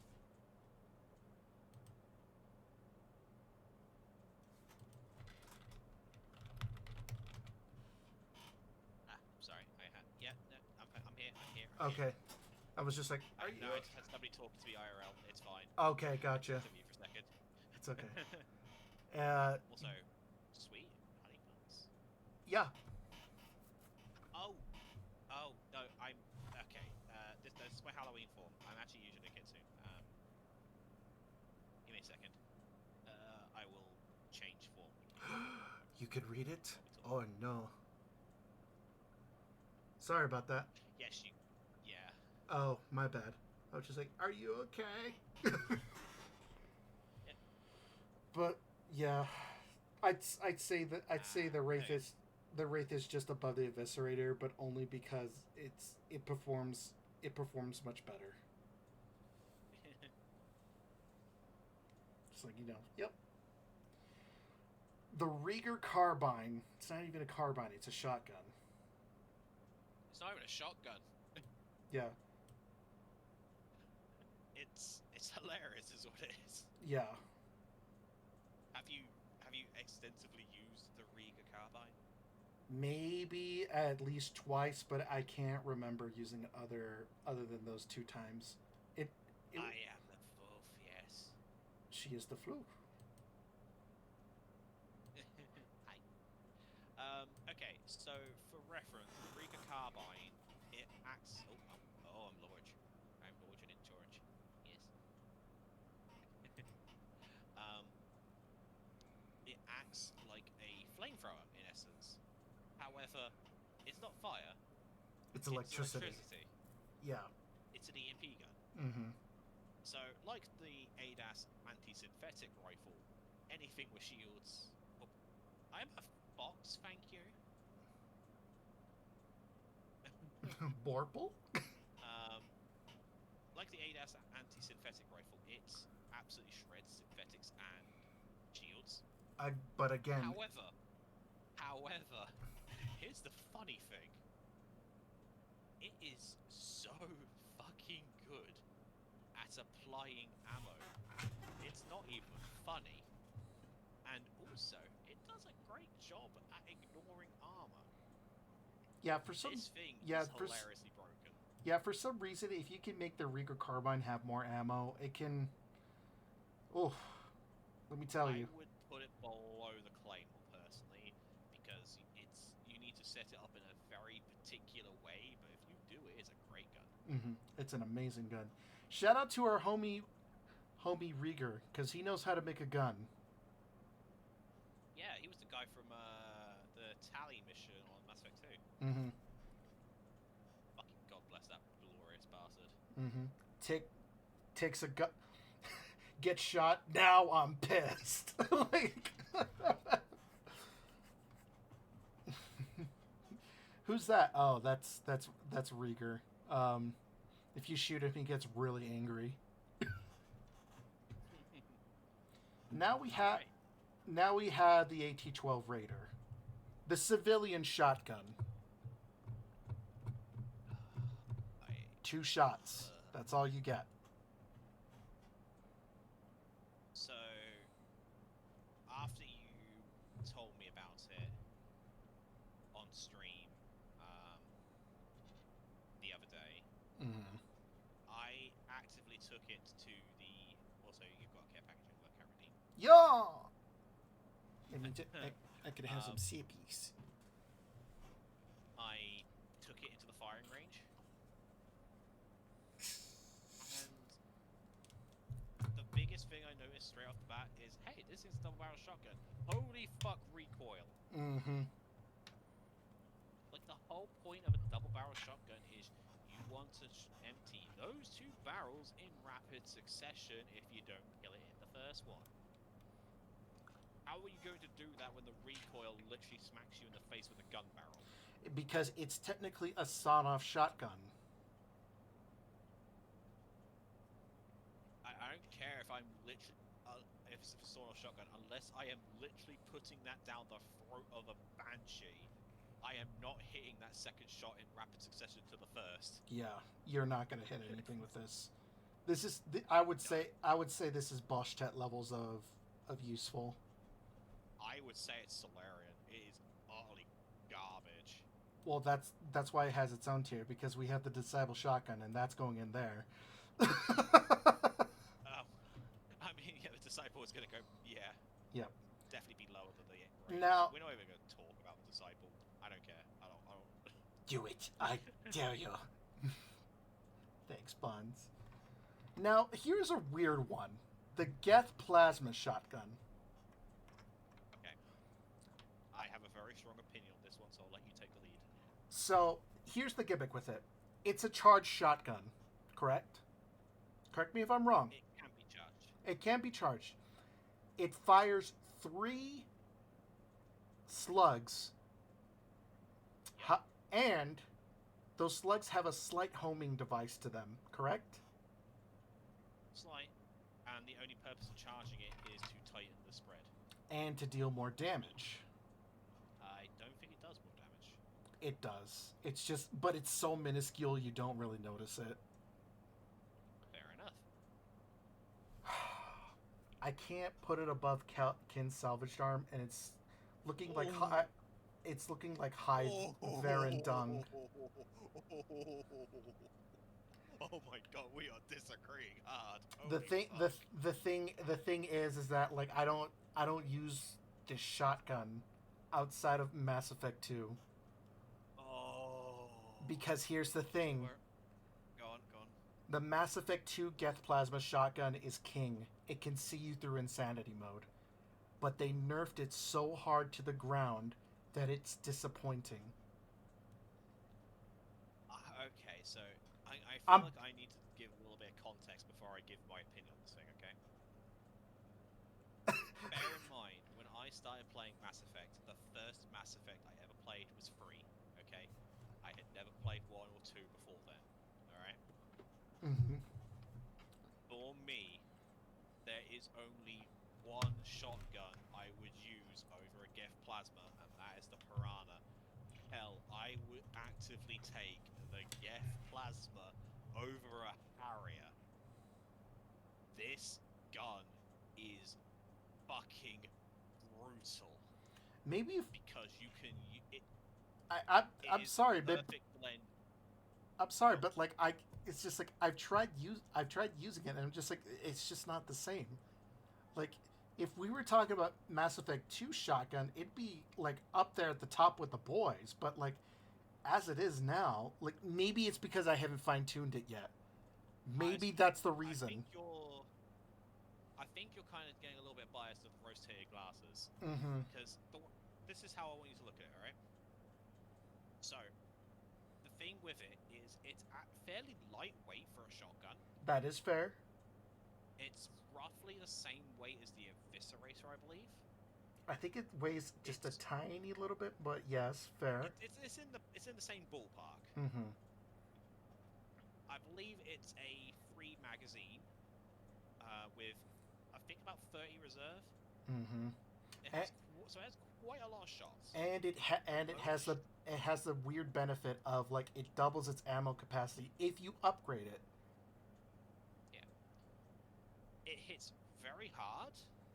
You can spam fire it, but you can also charge it and literally snipe people. Mm-hmm. This is one of the most versatile guns in the game. Like, in terms of versatility, it beats everything. You know, I use this thing for anti-shields, anti-armor, anti-barrier, anti-fucking everything. I think this thing is, if it was given half a chance, would be anti-fucking Thresherable. Okay, you've actually convinced me. Maybe it's because, like I said, maybe it's because I haven't fine-tuned it to what I like. But you make a really good, solid argument. Literally, all you need to do to make that thing sing is you put the extended mag on it, and you put the barrel, which increases damage and armor piercing, but increases weight. I believe those 2 things. That's your new primary. Oh, but like the thing is that I say what I say because in my hands I haven't figured out. It hasn't clicked for me yet. Like, does that make sense? It hasn't. Yeah, I haven't. But when I gave it to Tali, oh my god. Yeah. It's like, oh, Tali, go on. Tali, go on. Tali's on a kill streak. Like, damn. It's kind of like what happened with me and the Lancer. I didn't see it, and then you got me to try it. It's like, oh, hello there. Yep. Honestly, it's amazing. It's in the bin. Yeah, it's just like, yeah, you go here and you also go here because you're all trash. If anybody tries to tell you that the Venom Shotgun, the Disciple, and the Acolyte are good guns, they don't know what they're talking about. I don't even remember what the Venom does. I just don't remember it. I think it's like a class. Really? I think it's just like, what does it do? Like, hold on. There's I don't. actually a good I don't. one. I don't even remember. Hang on, I'll look it up as well. Alright. Oh, it's basically the bigger brother to the Scorpion. It does the same thing as the Scorpion. It's basically a grenade launcher with a charged shot feature. Uncharged fires one explosive round in a shallow trajectory. Charged fires a high damage explosive round in a shallow trajectory and separates into bomblets. On paper, that actually sounds kind of cool. I will give. I'm gonna have to take this for a spin, because I hate anything Solarian, but I haven't used it, so that it's completely unfair. I am honestly willing to give it the benefit of the doubt and put it into salvaged arms beneath the Falcon. I'd say low human standard. Fair enough. Go with that. Yeah, it's I. c- I'm wondering if this actually does well with powers. Like if you give it fire, what would it do? If you give it discharge, what would it do? If you give it armor piercing, what would it do? You know? Yeah, I think it warrants further study. Definitely. I think we may be hating on it a little bit too hard because it is a Solarian gun. Yeah, but the thing is that I will not argue about the. I will not argue about yeah, the. no, that thing these stays two- in the fucking bin and Yeah. we forget about it. Yeah, no wonder Thessia. No wonder Thessia fell. God damn. Like, The whole point of the Disciple is ultralight shotgun. It's like, okay, sure. When it hits like a wet fart, who Yeah. cares? And I the feel- Acolyte is like so bad. in the famous quote of a once famous Dark Souls streamer, I feel like I'm slapping you with a wet tissue. Yeah, it's awful. Speaking of things that hit like a wet tissue, the Predator. Yeah, I'm sorry. As a starter gun, you are incredibly weak. Oh, that's generous. Mm-hmm. You are. That's generous, salvage. Yeah, I was just like, I was gonna go with Verendung, but I thought, no, wait a minute. No. The only thing that gets it to Ken's salvage arms is that it has really good capacity, right? It's 15 shots. That's sort of kind of run of the mill. It's 15 shots, it reloads quick, but it's just weak as all hell and can be completely outmoded by every other pistol. And because it gets outmoded by every other pistol, that's why it goes to Verendung. I was gonna say I would put below the Parker rifle. Yeah, I'd have to agree. I'd have to solid agree. The thing was, it's like you didn't need to downgrade this. It was such a good gun. I think when it comes to a lot of cutscenes, I end up shouting, "Why the fuck are you using that thing? I Use know. your actual gun, you dipshit." Mm-hmm. No wonder you fucked up. Yeah, it's just Oh. even with upgrades, you can't save it. Even with upgrades, it's just terrible. Yep. But look at what we have here. The sneaky hand cannon.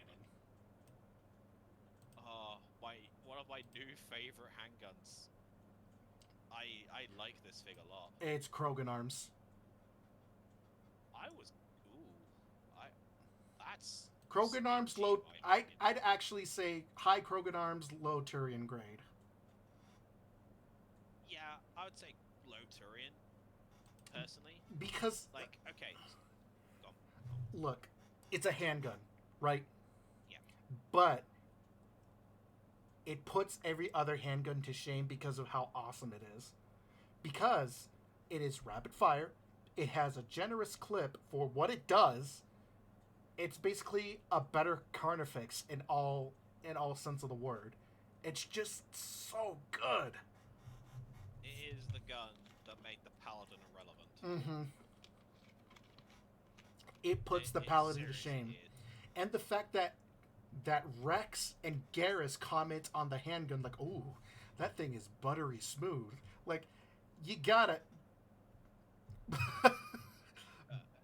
We haven't got to sniper rifles. We'll get yet. to we'll get to that. Trust. We've done assault rifles, shotguns, and we're currently in pistols. Yeah, but like this thing does work, and if you upgrade it, oh my god, it can actually wreck.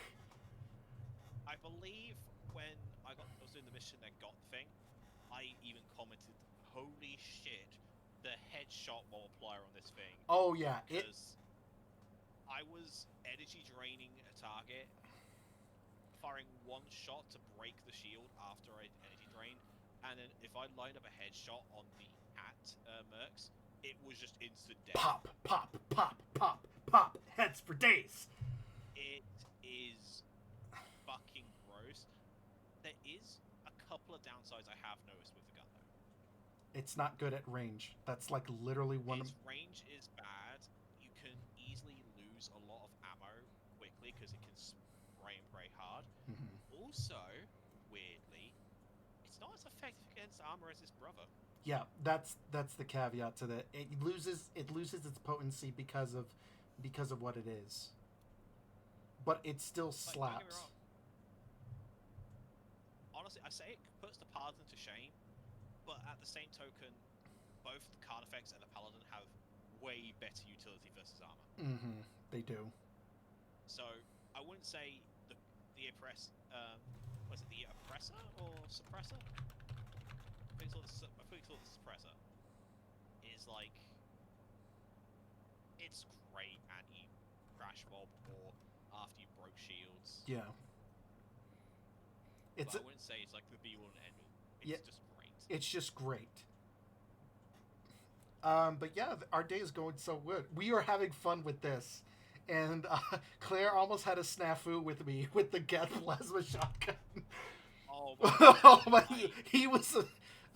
Claire was about to just punch me in the face. I could feel it. Mythic was kind of like, wait, why is there a gloved hand reaching through the bodice? What the fuck? My teeth, like, they're being pulled out. Oh man.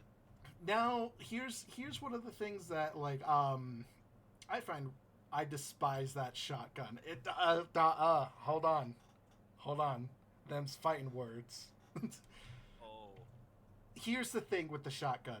Claire made a really actually good point. You can charge it, you can rapid fire it, and as I said earlier, if you give it to Tally, she does work. Thing with it is, it's just universally good.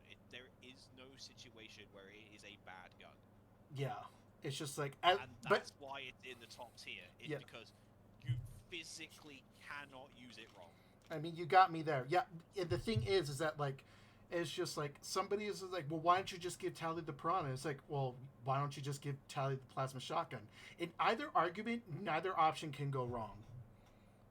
Especially The only in thing I would say, the only difference between the Piranha and the Plasma is the Piranha is a lot more specialized, yes, but there is the situation that it's specialized in is something you're going to find a lot. Yeah. Whereas the Plasma is like, you can literally use this in exchange of any primary. It's got ammo, it's got damage, it's got range, it's got accuracy, it doesn't weigh a lot. Yeah. It's just too good in literally every category. yeah. The same can be said with the Geth plasma shotgun. It's got enough ammo to clear out a room. It's got it. It's not weighty, so you can use your powers. You can snipe people from like long range, and it has the homing. It has slight homing capability. So, like, if you fire 3, you can miss 1, but the other 2 will find their target. Yeah. Now we have a really I will weird also one. admit I do have a slight bias to Geth armaments. Yeah, that's fair. I will be completely upfront and honest on that one. We have a really weird one. The arc pistol.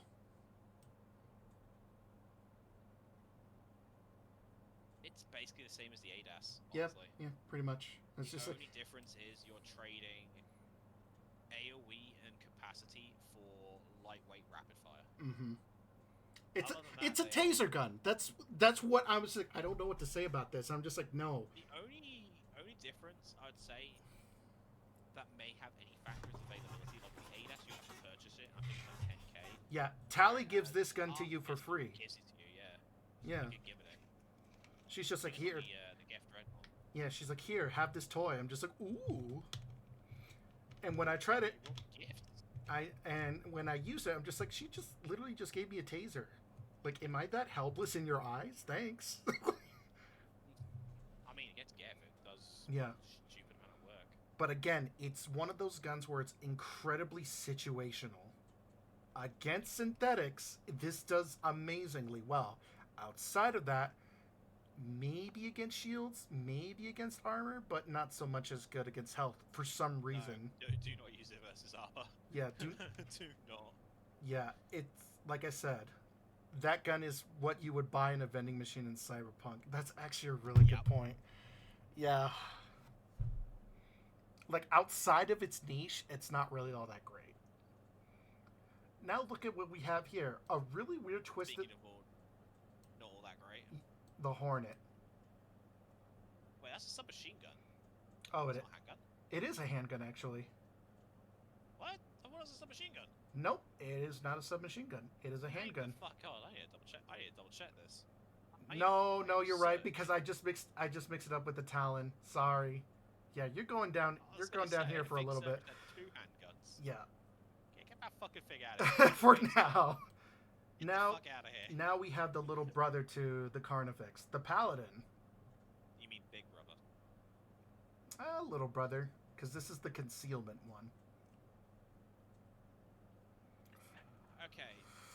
Uh, I'm gonna say this now. I would honestly say both Paladin and Carnifex they're in the same category. go up. I'd say they go up with the suppressor. Yeah. Now, the reason I say that is all three of these handguns are great. However, they all have their different niches. It depends what you prefer more. I'd like to think that for some reason the suppressor is the combination of the two. But I don't know about that. But the thing is that the suppressor remains king because of the rapid fire capability and its ease of use for the user. Yeah. I'd probably say Carnifex is better than Paladin, just because the damage increase between Carnifex and Paladin is negligible. But it's still got an extra damage increase, and it is slightly better at anti-armor for only a reduced ammo capacity. I don't even think it weighs more than the Carnifex. I think it's the same weight. Yeah, they're basically the same thing. The Carnifex is just more. How do I put it? It's like, are you going for a sprint or a marathon? If you're going for the marathon, you take the Carnifex. If it's a sprint, you take the Paladin. Yep. If anybody actually wants to chime in and just like argue with us, that's fine too. Yeah, please, by all means. By all means. Call me wrong. Yeah. This thing. Do we even need to debate that one? No. I can count on one hand how many times this has screwed me. I can count on one hand how many times I've used that gun. Yeah. I can count how many times I've used that gun on both hands, but how many times it has screwed me in one hand. And if it has screwed me in one hand, that's never a good sign. Because here's the thing that it doesn't tell you. It can hurt the user. Yep.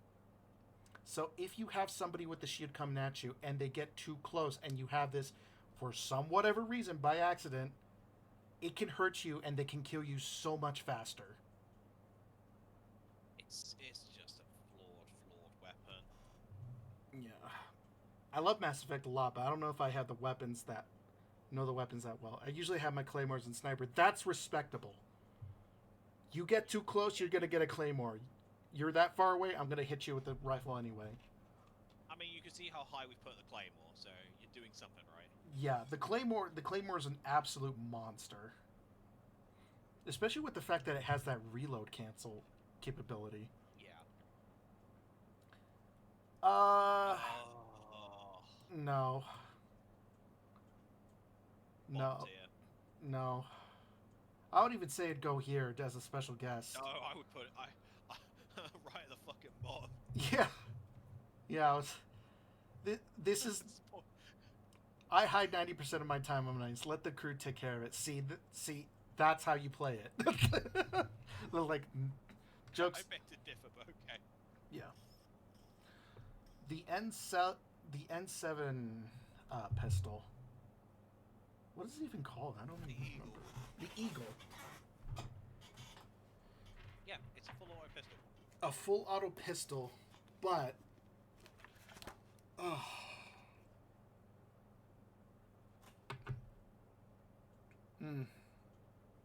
there's really nothing remarkable about it. Granted, it's fully automatic, but that trade off for damage isn't really all worth it. I'd say it's like below the Avenger right here. That is the thing. There is nothing special about it. It's just Run of the mill. Joe Schmo pistol. But the stupid thing is, it has an exorbitant price tag on it. Yeah, it's like 90,000. Something like that. Oh, gross. It's not a good gun. It's usable. Don't get me wrong. It's usable. But It's not great. It's not bad. It's just there. There are so many guns I would take over it. Mm-hmm.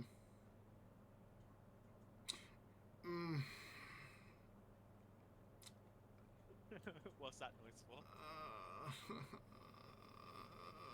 Ah, yes, the pocket shotgun.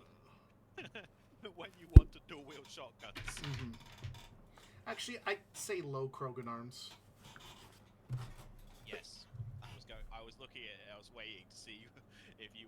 Because here's the thing. Whenever I think of a pistol, I expect like my backup long range, keep away from me, I'm reloading. The Talon is the backup last resort thing if something gets way too close and you don't have a shotgun on hand. This is a good alternative if you want that capability of a shotgun but without the weight. Yeah. It does good. It's the Biotics shotgun of choice. Yeah, exactly. There you go. This is the shotgun for Biotics. As a matter of fact, it's funny seeing Tali run with this and then this when she switches to it.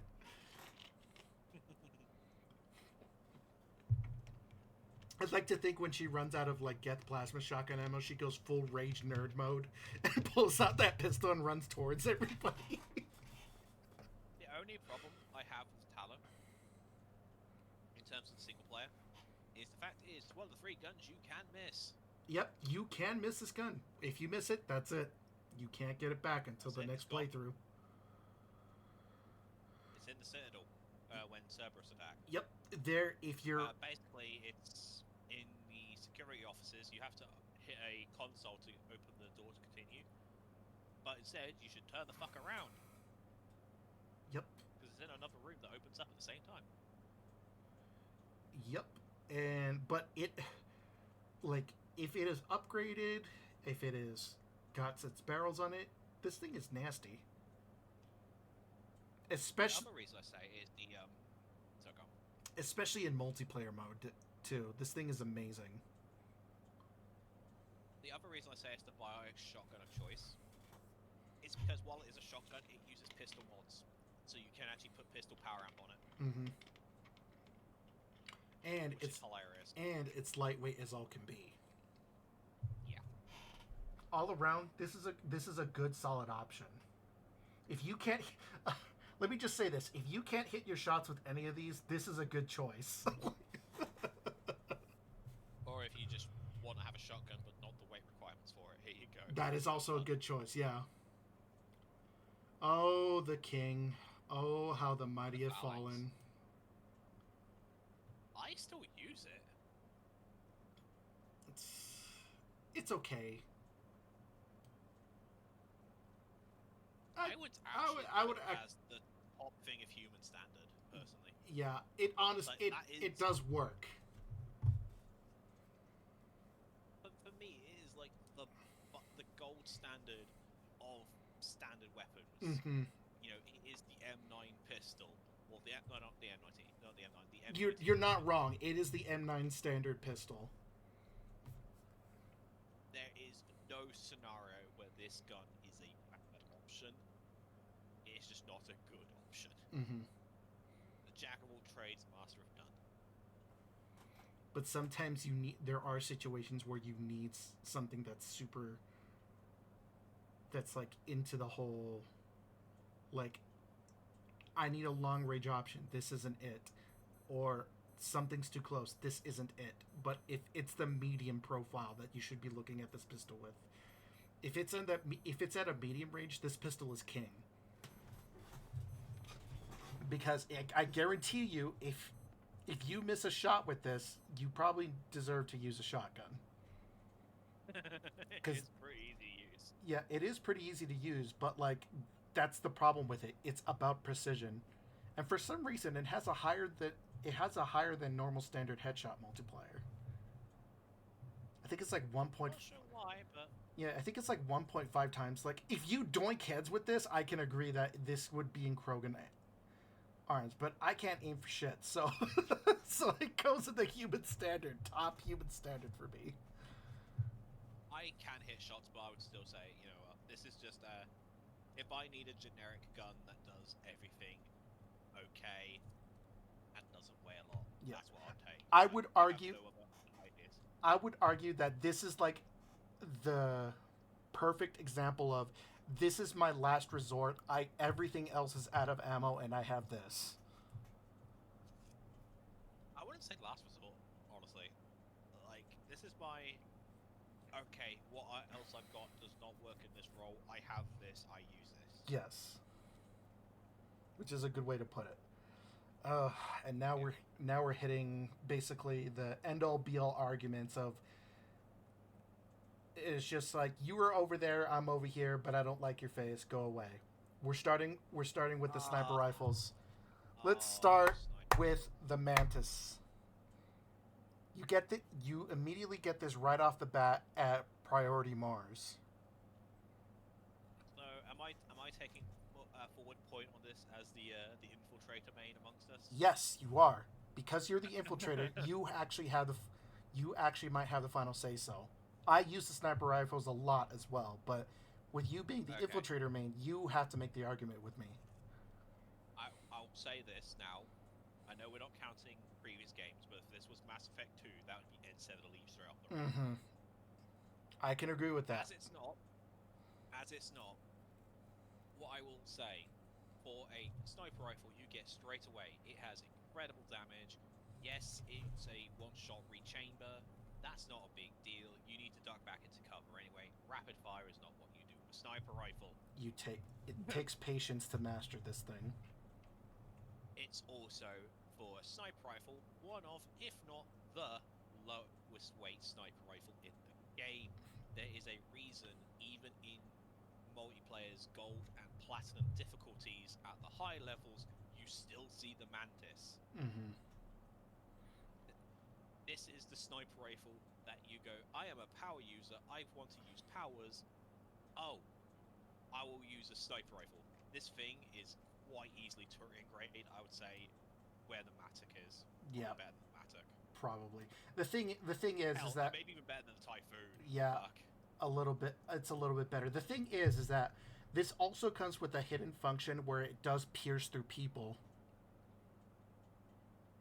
Most of the sniper rifles that are single shot do.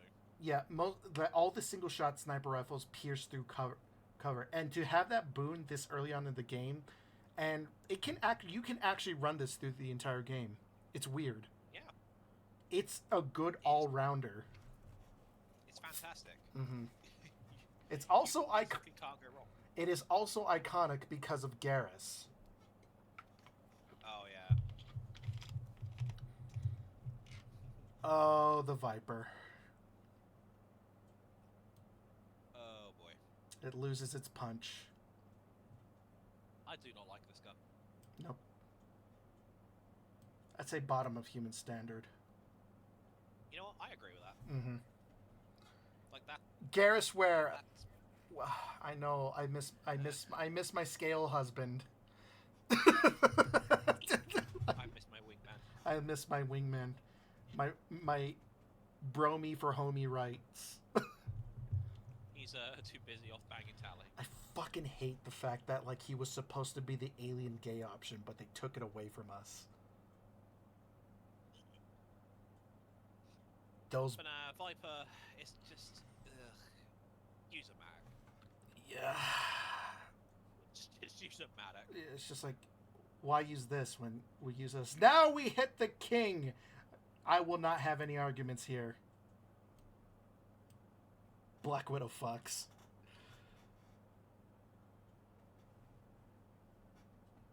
I would actually put it over the Saber. Like literally everything else in that category, I would put the Black Widow over it. There is a reason why, as soon as I had enough credits as an infiltrator, that was the first gun I purchased. No, shut up. No, what? No way, I didn't. Yeah, fun fact. Believe it or not, Garrus was supposed to be a. Every time Mass Effect, I will save my money for it. Right, because the Black Widow, you can't go wrong with it. High damage, a little weighty, but not as weighty as the Widow, and it can pierce through cover, even without mods. Like, how can you go wrong Well, with if that? you want to be completely hilarious, you take armor-piercing ammo and an armor-piercing model, the high-velocity barrel.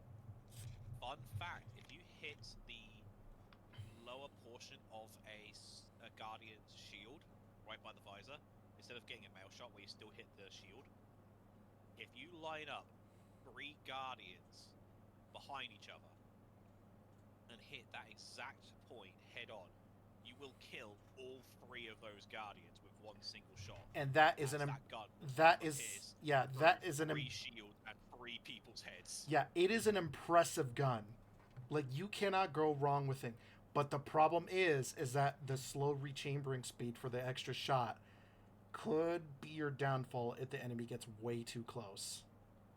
Honestly, if you want to see the fucking Black Widow, yeah, a little bit of shameless shilling from our channel here. Watch me play Mass Effect. No, that's fine. Yeah, because that is my go-to. I love that weapon. No, that is his go-to. But yeah, little fun fact. Derailing from that. Garrus was supposed to be the alien gay option, and Tali was supposed to be the bisexual option for Mass Effect.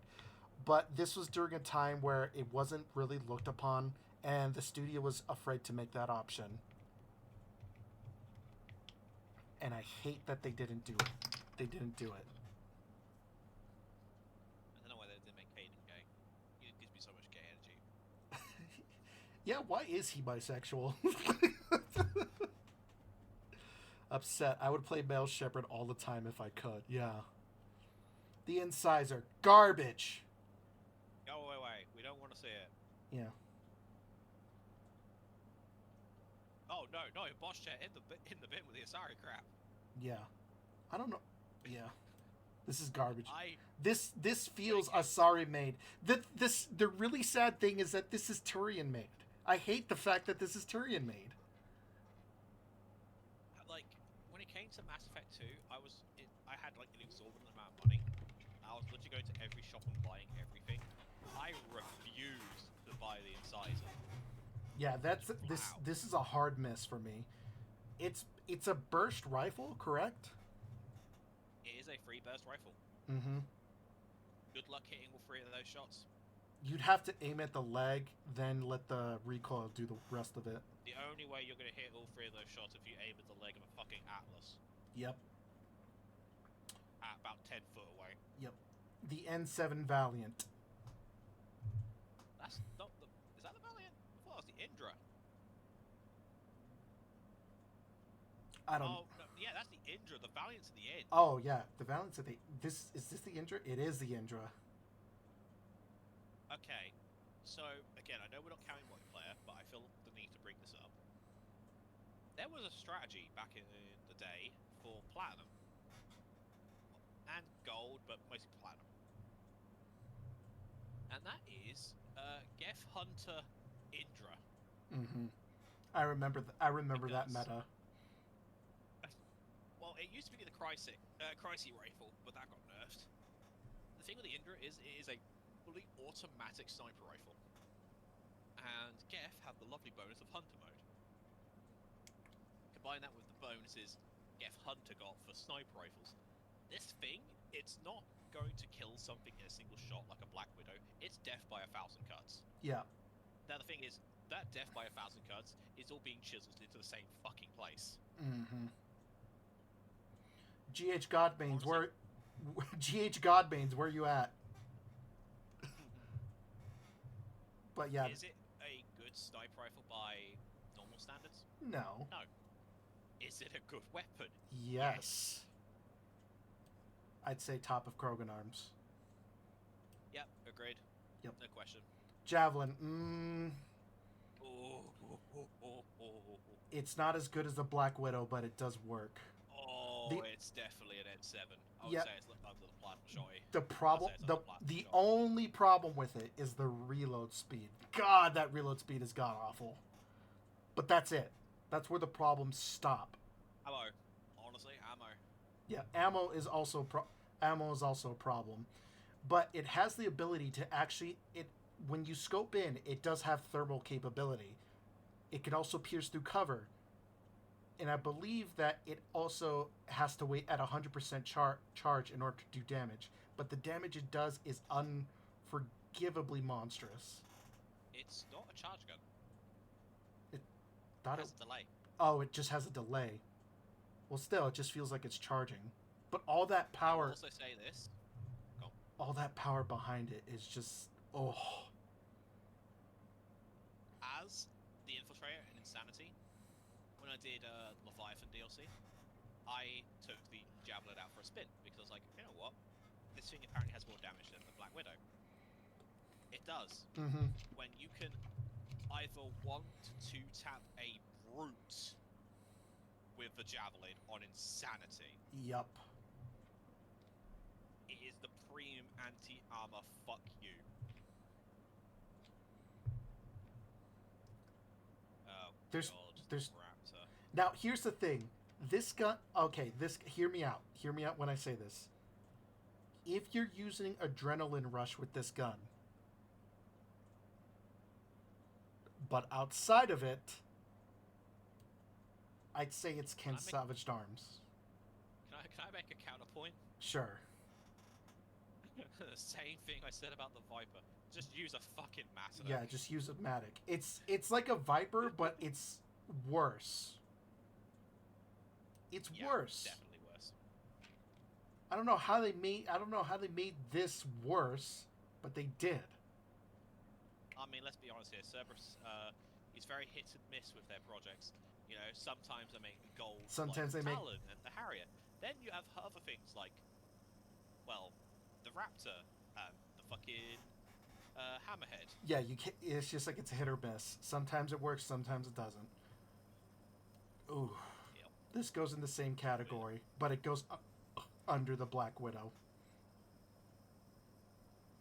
The Widow is...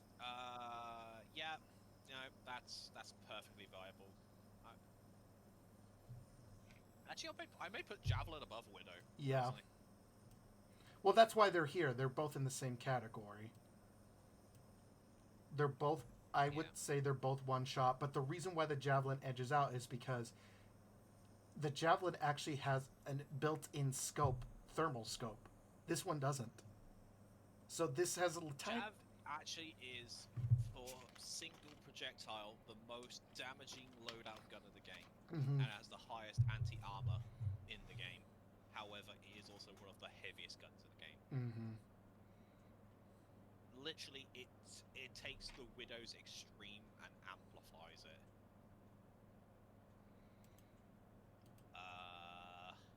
I would say the solid argument is that they're both in the same running category, but because this has cover piercing by default and it has a thermal scope by default, this edges out the Widow.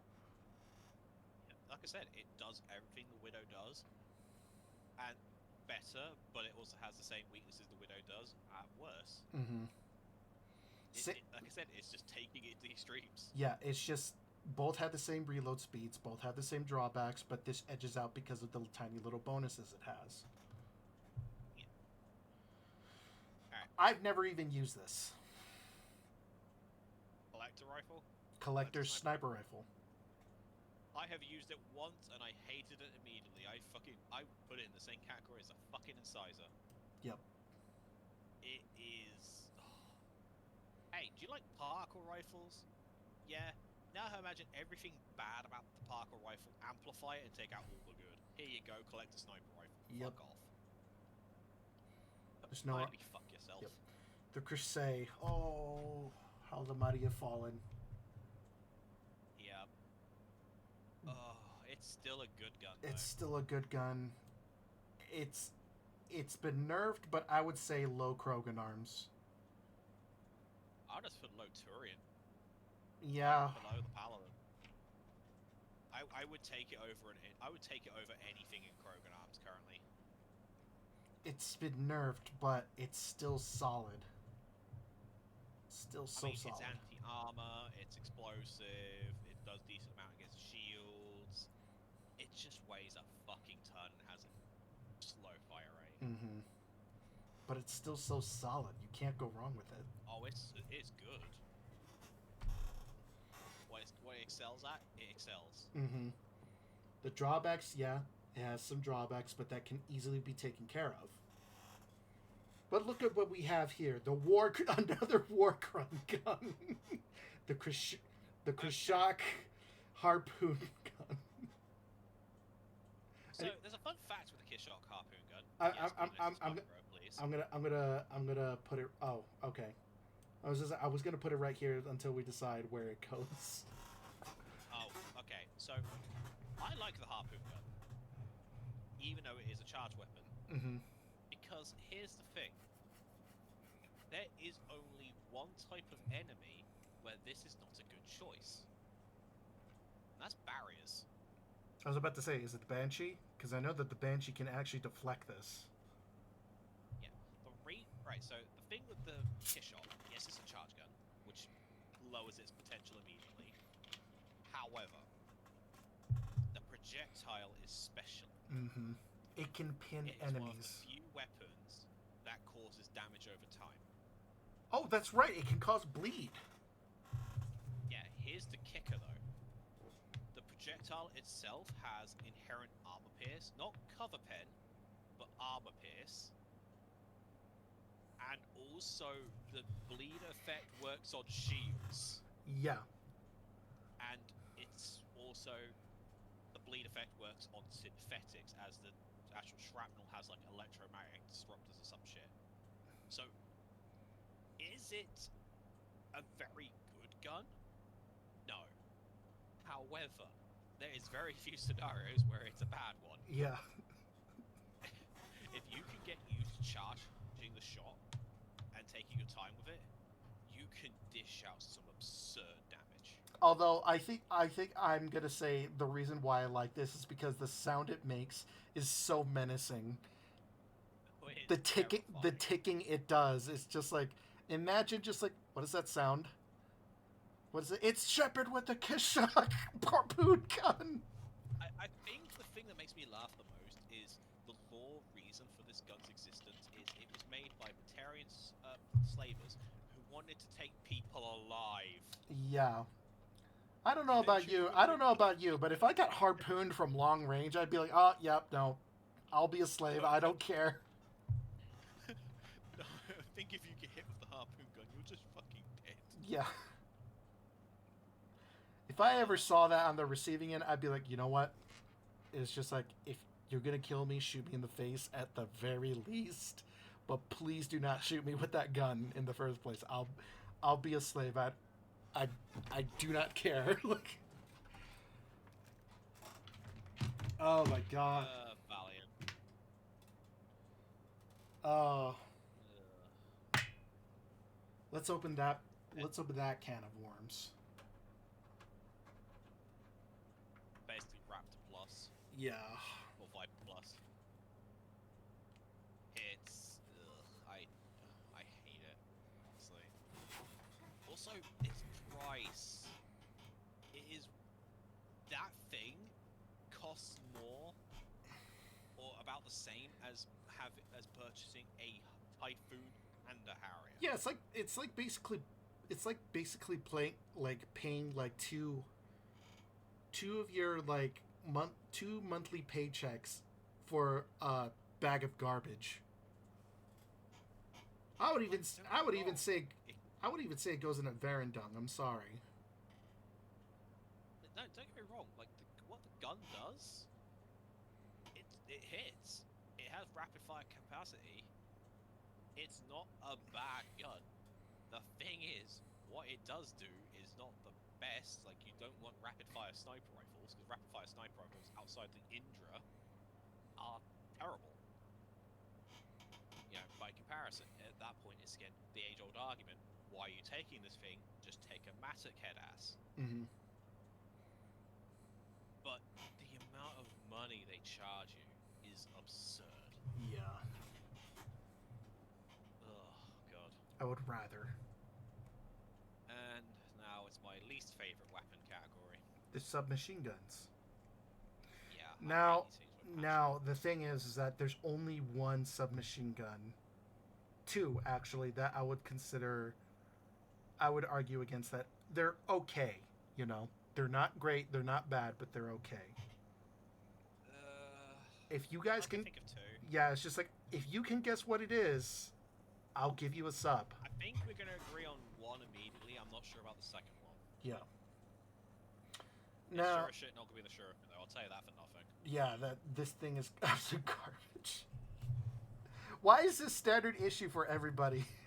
Like, no wonder we lost Earth.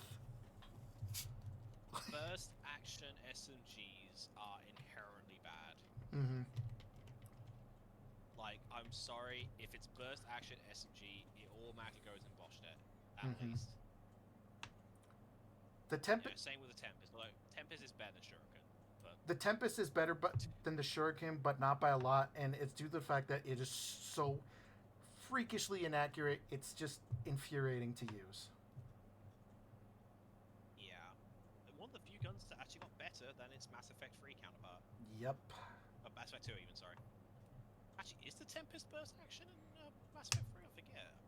No, the Tempest I is just remember the it being Tempest a is full live auto. round. Oh, full auto. Okay, no, it can get out of Boschnet then. Fucking Baron done at least. Yep. It's better, but not by a lot because of the full auto. It's incredibly inaccurate. Like it It's it bounces like a baby with a bad case of hiccups. Let's just say that. yeah.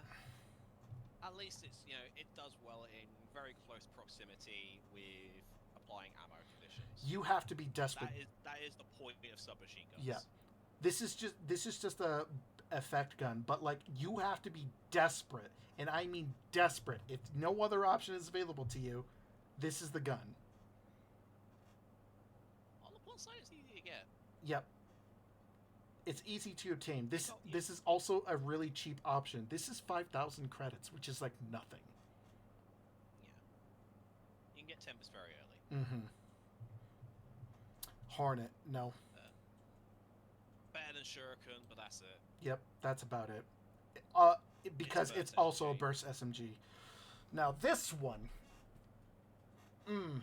We know exactly where that goes. It goes with its relevant pistol. Mm-hmm. Where is it? Oh, I can't see the color red. And there's a lot of Right red at the here. bottom. Yeah. Okay, there it is. So right here.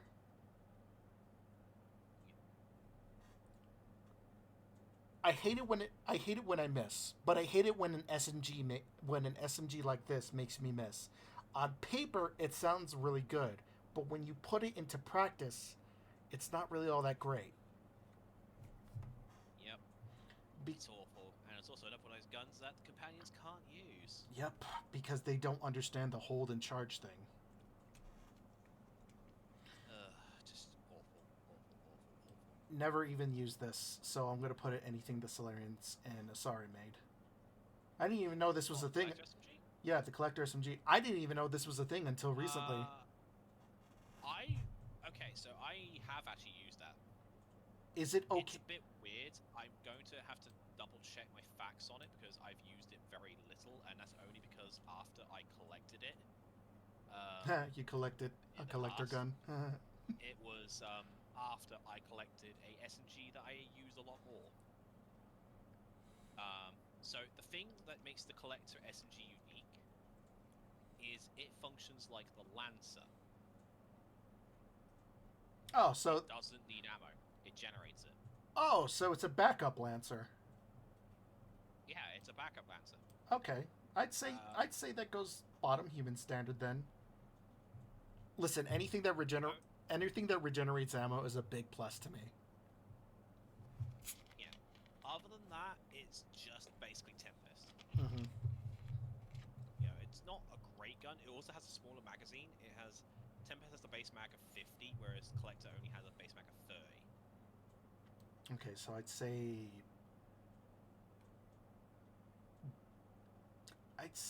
maybe here. Probably top of the salvage currently, Yep. honestly. Yep. The fact that it's better than the Raptor says, you know what? I'm not even gonna. You know what? I'm changing my mind here. There we go. That's where this belongs. This is a piece of trash. Oh my god. Fair enough. Yep. Oh, I love you, baby, but Yeah? the Geth Plasma SMG. Where are you thinking? And why? Top of the mill. It's even better than this. Because I'm gonna ask you this in a second. Is that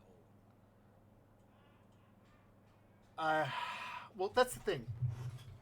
The Geth Plasma SMG comes with 80 rounds by default, right? I think it's more. Yeah, I think it's more. I think it's like 90, maybe close to 100. I'm not sure. I think it is 100. I'm double checking right now. Yeah, but the thing is that the only drawback is the weird charge time it has, right? Yes, it is a 100-round magazine. Yes, and by default, like when you first pick it up.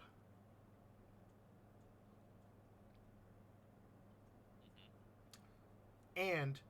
But once it gets going, it is just a blur of blue bullets at your enemy, and it's crazy fast. The only downside to it is the minimum damage it does, but with the amount of bullets that it fires out, it makes up for that damage. Couple that with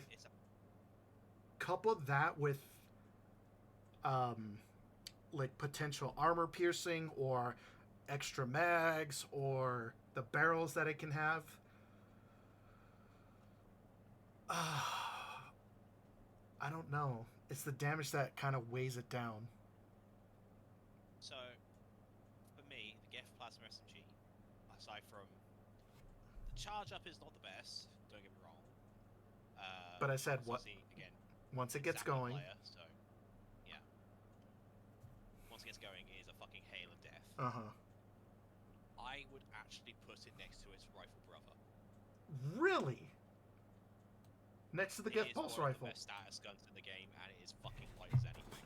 Yeah, that is true. It's a fucking feather. I've actually seen this one guy who actually went ham with it in multiplayer once, and I'm just like, oh my god, what is that? But he told me it's the Geth Plasma SMG X. I'm just like, oh, okay, so it's like fully juiced up.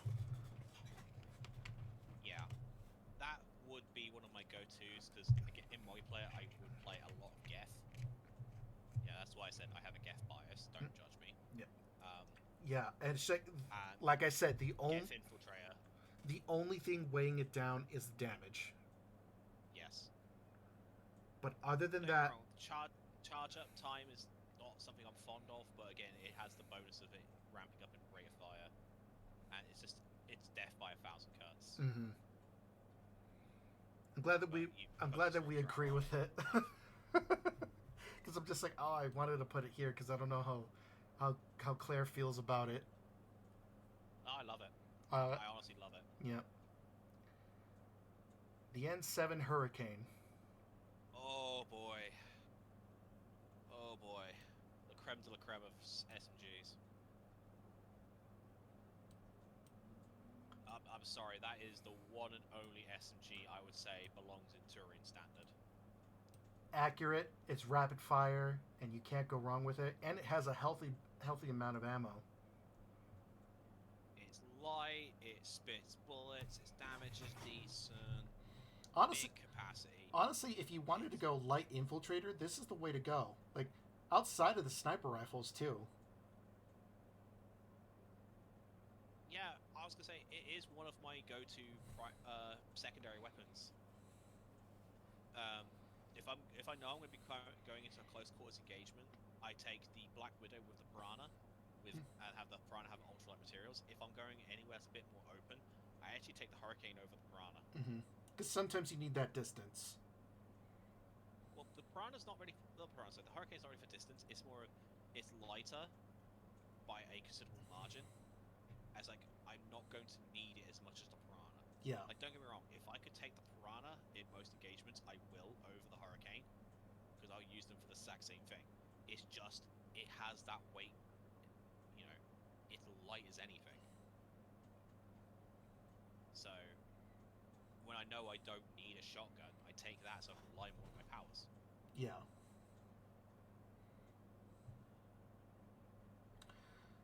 Let's see. The M12 Locust, and then we're getting into the special category. Our weapons, yeah. Mm-hmm.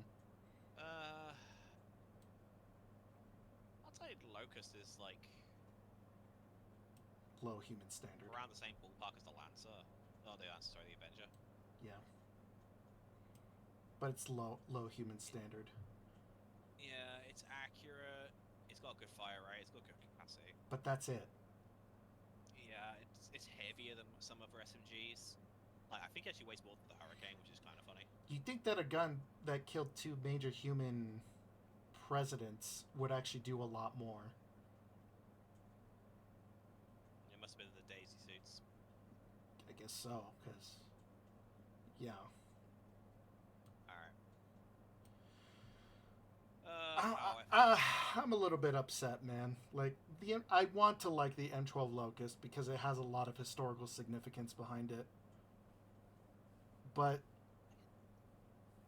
the lore does not match the enemy too. Yeah, it's good there, but that's about it. The lore behind it doesn't match the gun. Nope. But now we're hitting the special categories. These are one of those weapons where it's just like they either fit. So I'm gonna start off by putting these here because that's the Geth Combat Simulator weapon, the one that you go into that database with Legion, and this is the thing that you fight the Reaper with. Yeah, the target finder. Yeah, they're very esoteric. I don't even know why they're here. Well, I mean, special case, special scenarios, and I get that. And I get that this leads to where you can use artillery strike on a Reaper. That's pretty cool, right? But because it's only used for that one instance, it's outshined. Yeah. It's the Spitfire. All right. Oh boy. Here we go. There we go. Right where it belongs. No. Really? Yeah, I love the Spitfire. Interesting. I was actually going to put it above the Typhoon, but no, it is great. I do like it. I do like it. Yeah, it is great because here's the thing that soldier mains have with the Spitfire that others don't. There is a way to keep it from running out of ammo, and you can keep it for a longer time.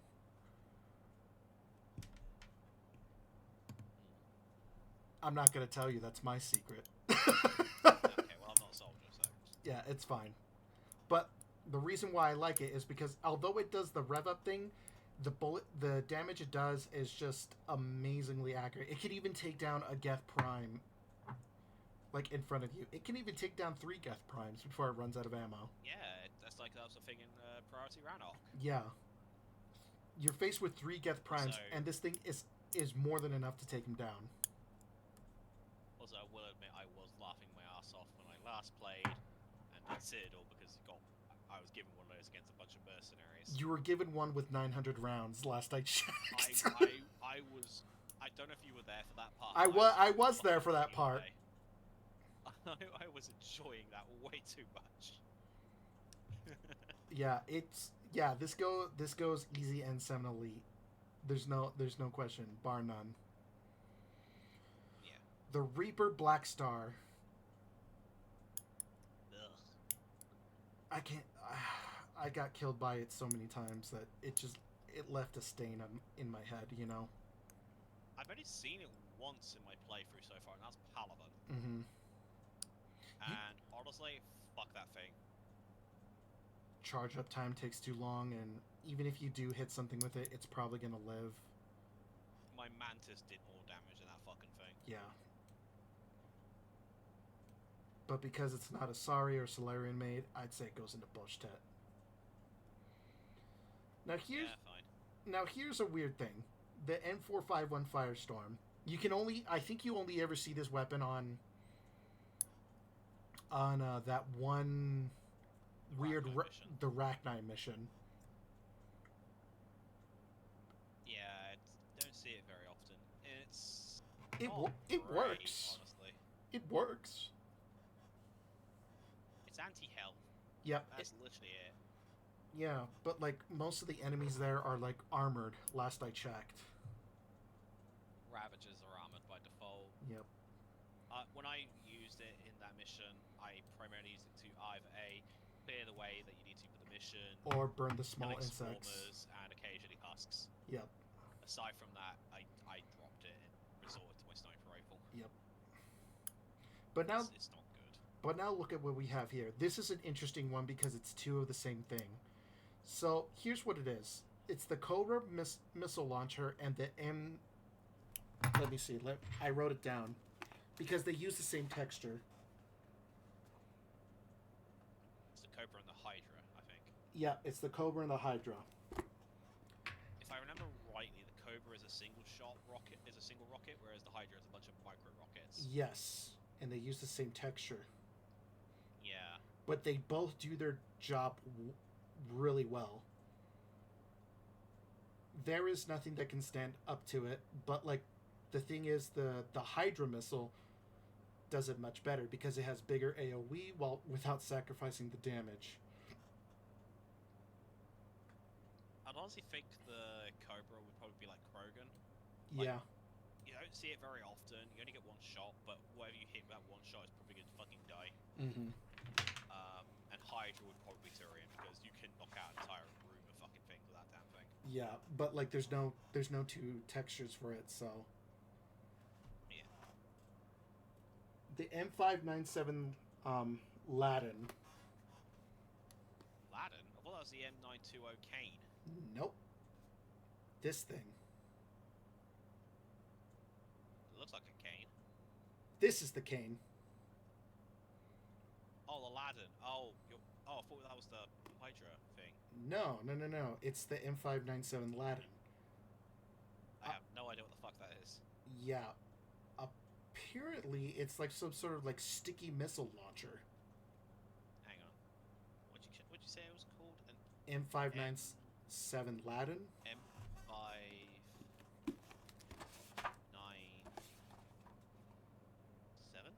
M597? M597 Ladin. Ladon. Ladin.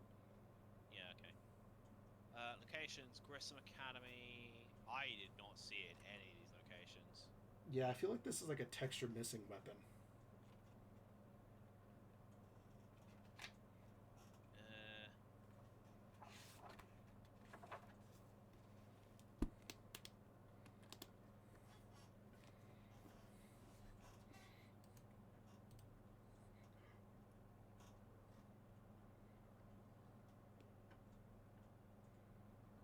So from what I can understand, the Ladin basically acts like the Hydra, but you can make it so each of the 6 projectiles locks onto a different target.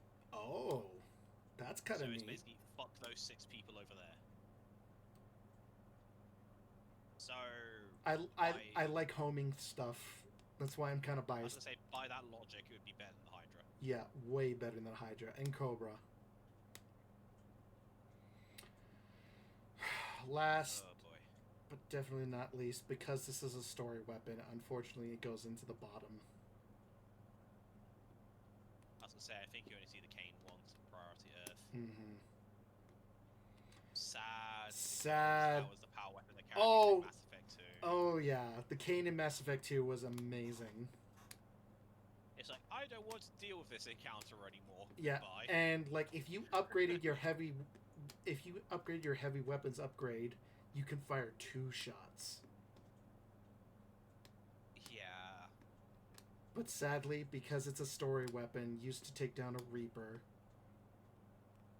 I think it's used to take down a Reaper. It's just in the. No, Oh god. no, it is. It's just that it's a story mission weapon where it's just like you aim at its legs and then it explodes and everybody's just like, "Yay, Shepard did it!" And it's just like, oh. Hang on, I'm gonna look it up real quick. So I've only remembered it once, and that was way back when I did single player campaign the first time. So I haven't gotten to it yet because again, the only time you see it is Priority Earth. Also, we see your Discord again. Oh, sorry. Yeah, pinged.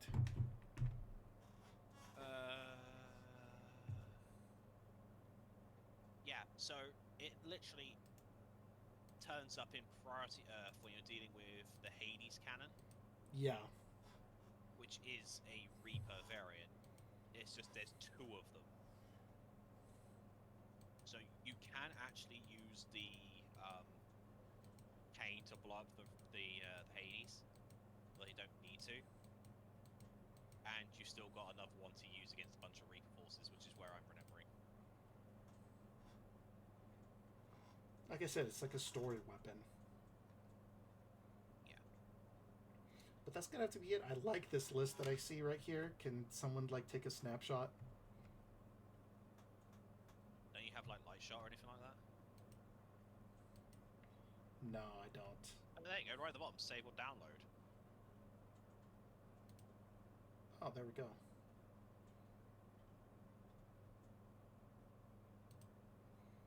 Well, I'm gonna have to do that later. But yeah, that was fun, man. I'm glad I actually had somebody to actually talk to this seriously with, because I remember talking to this about someone and they flaked, and I talked to another person. They're just like, every gun is S tier. You're just bad at the game. I'm just like, okay, buddy.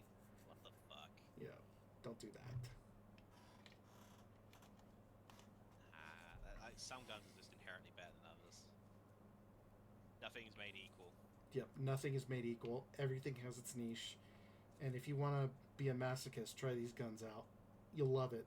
Do a blood pack only run. You gotta use the Punisher and the fucking. Oh, dude. Oh, dude, that'd be an amazing thing to do. Imagine just like the blood pack gun. You can only use the Punisher, the SMG, and the Grawl Spike Thrower throughout the whole gameplay. And the Claymore, if you're feeling spicy. So what I'm hearing is the Spike Thrower is going to get a lot of use. Mm-hmm. I like this list. It's a lot more in depth, and I actually had somebody who actually used the stuff. I was gonna say we play very differently, so it kind of gives us a little bit of insight on both sides of it. Oh, that was fun. Well, do you have anybody that you want to read out to? I'll have a look online, but I didn't really think about it.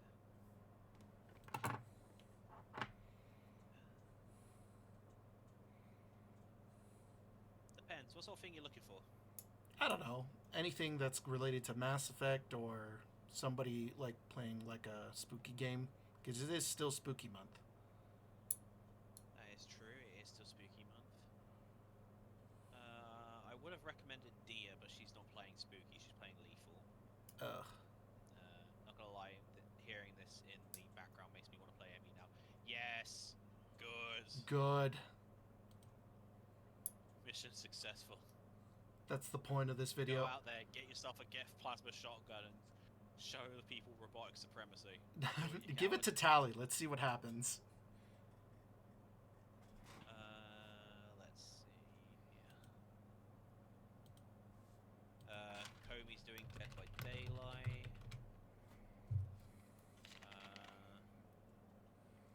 Not many people playing Spooky. I used to try at least once a year, but I haven't yet this year. Oh, there you go then. Always try and do like a different class that you don't usually play. I do an entire playthrough. Like, I didn't know this, but apparently there was some like special things for certain classes when it comes to dialogue options. Thanks for the stream. It was a goodie. I hope the day goes well for both of you. Thanks, Ghost. It's nice to see you here, man. Maybe we can see somebody interesting playing Mass Effect. That might not be a bad shout. I always have to drop the SOD link, which has all my socials and my partners. With all the codes in it, I believe. Last I checked.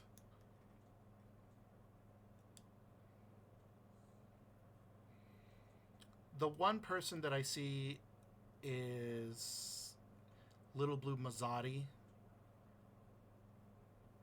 who's playing Mass Effect on Insanity with custom UI. Nice. Oh, yeah, I see that one. Hopefully they're cool. That's all I'm asking.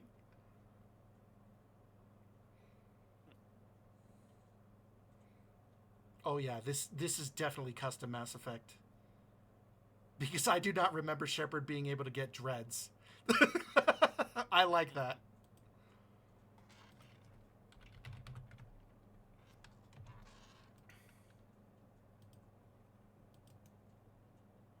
How do you spell your name? It's like you have me in the description.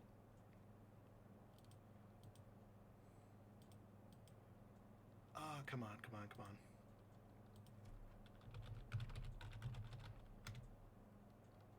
There we go. I think that's it.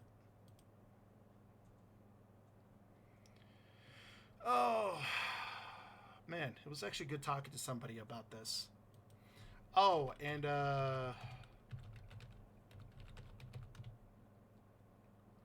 make sure to follow Claire's Strive. They also do a bunch of Mass Effect stuff, and they also do a bunch of variety streaming. They're actually heckin' cool. No, can't be. Not true.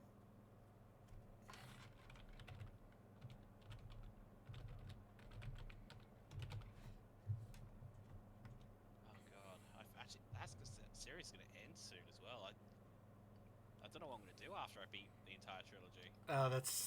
That's kind of the really bad thing. It's just like, oh.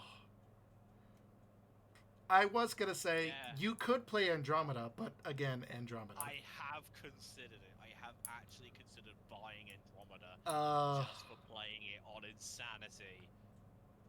I have considered it. You might hate it. You might love it. You might love it. I'm not entirely sure. When I played it the first time, I hated it. Yeah. So I tried playing it like a traditional infiltrator. Yeah. I think I got to the third planet and then I was like, I am so fucking done with this. Yeah.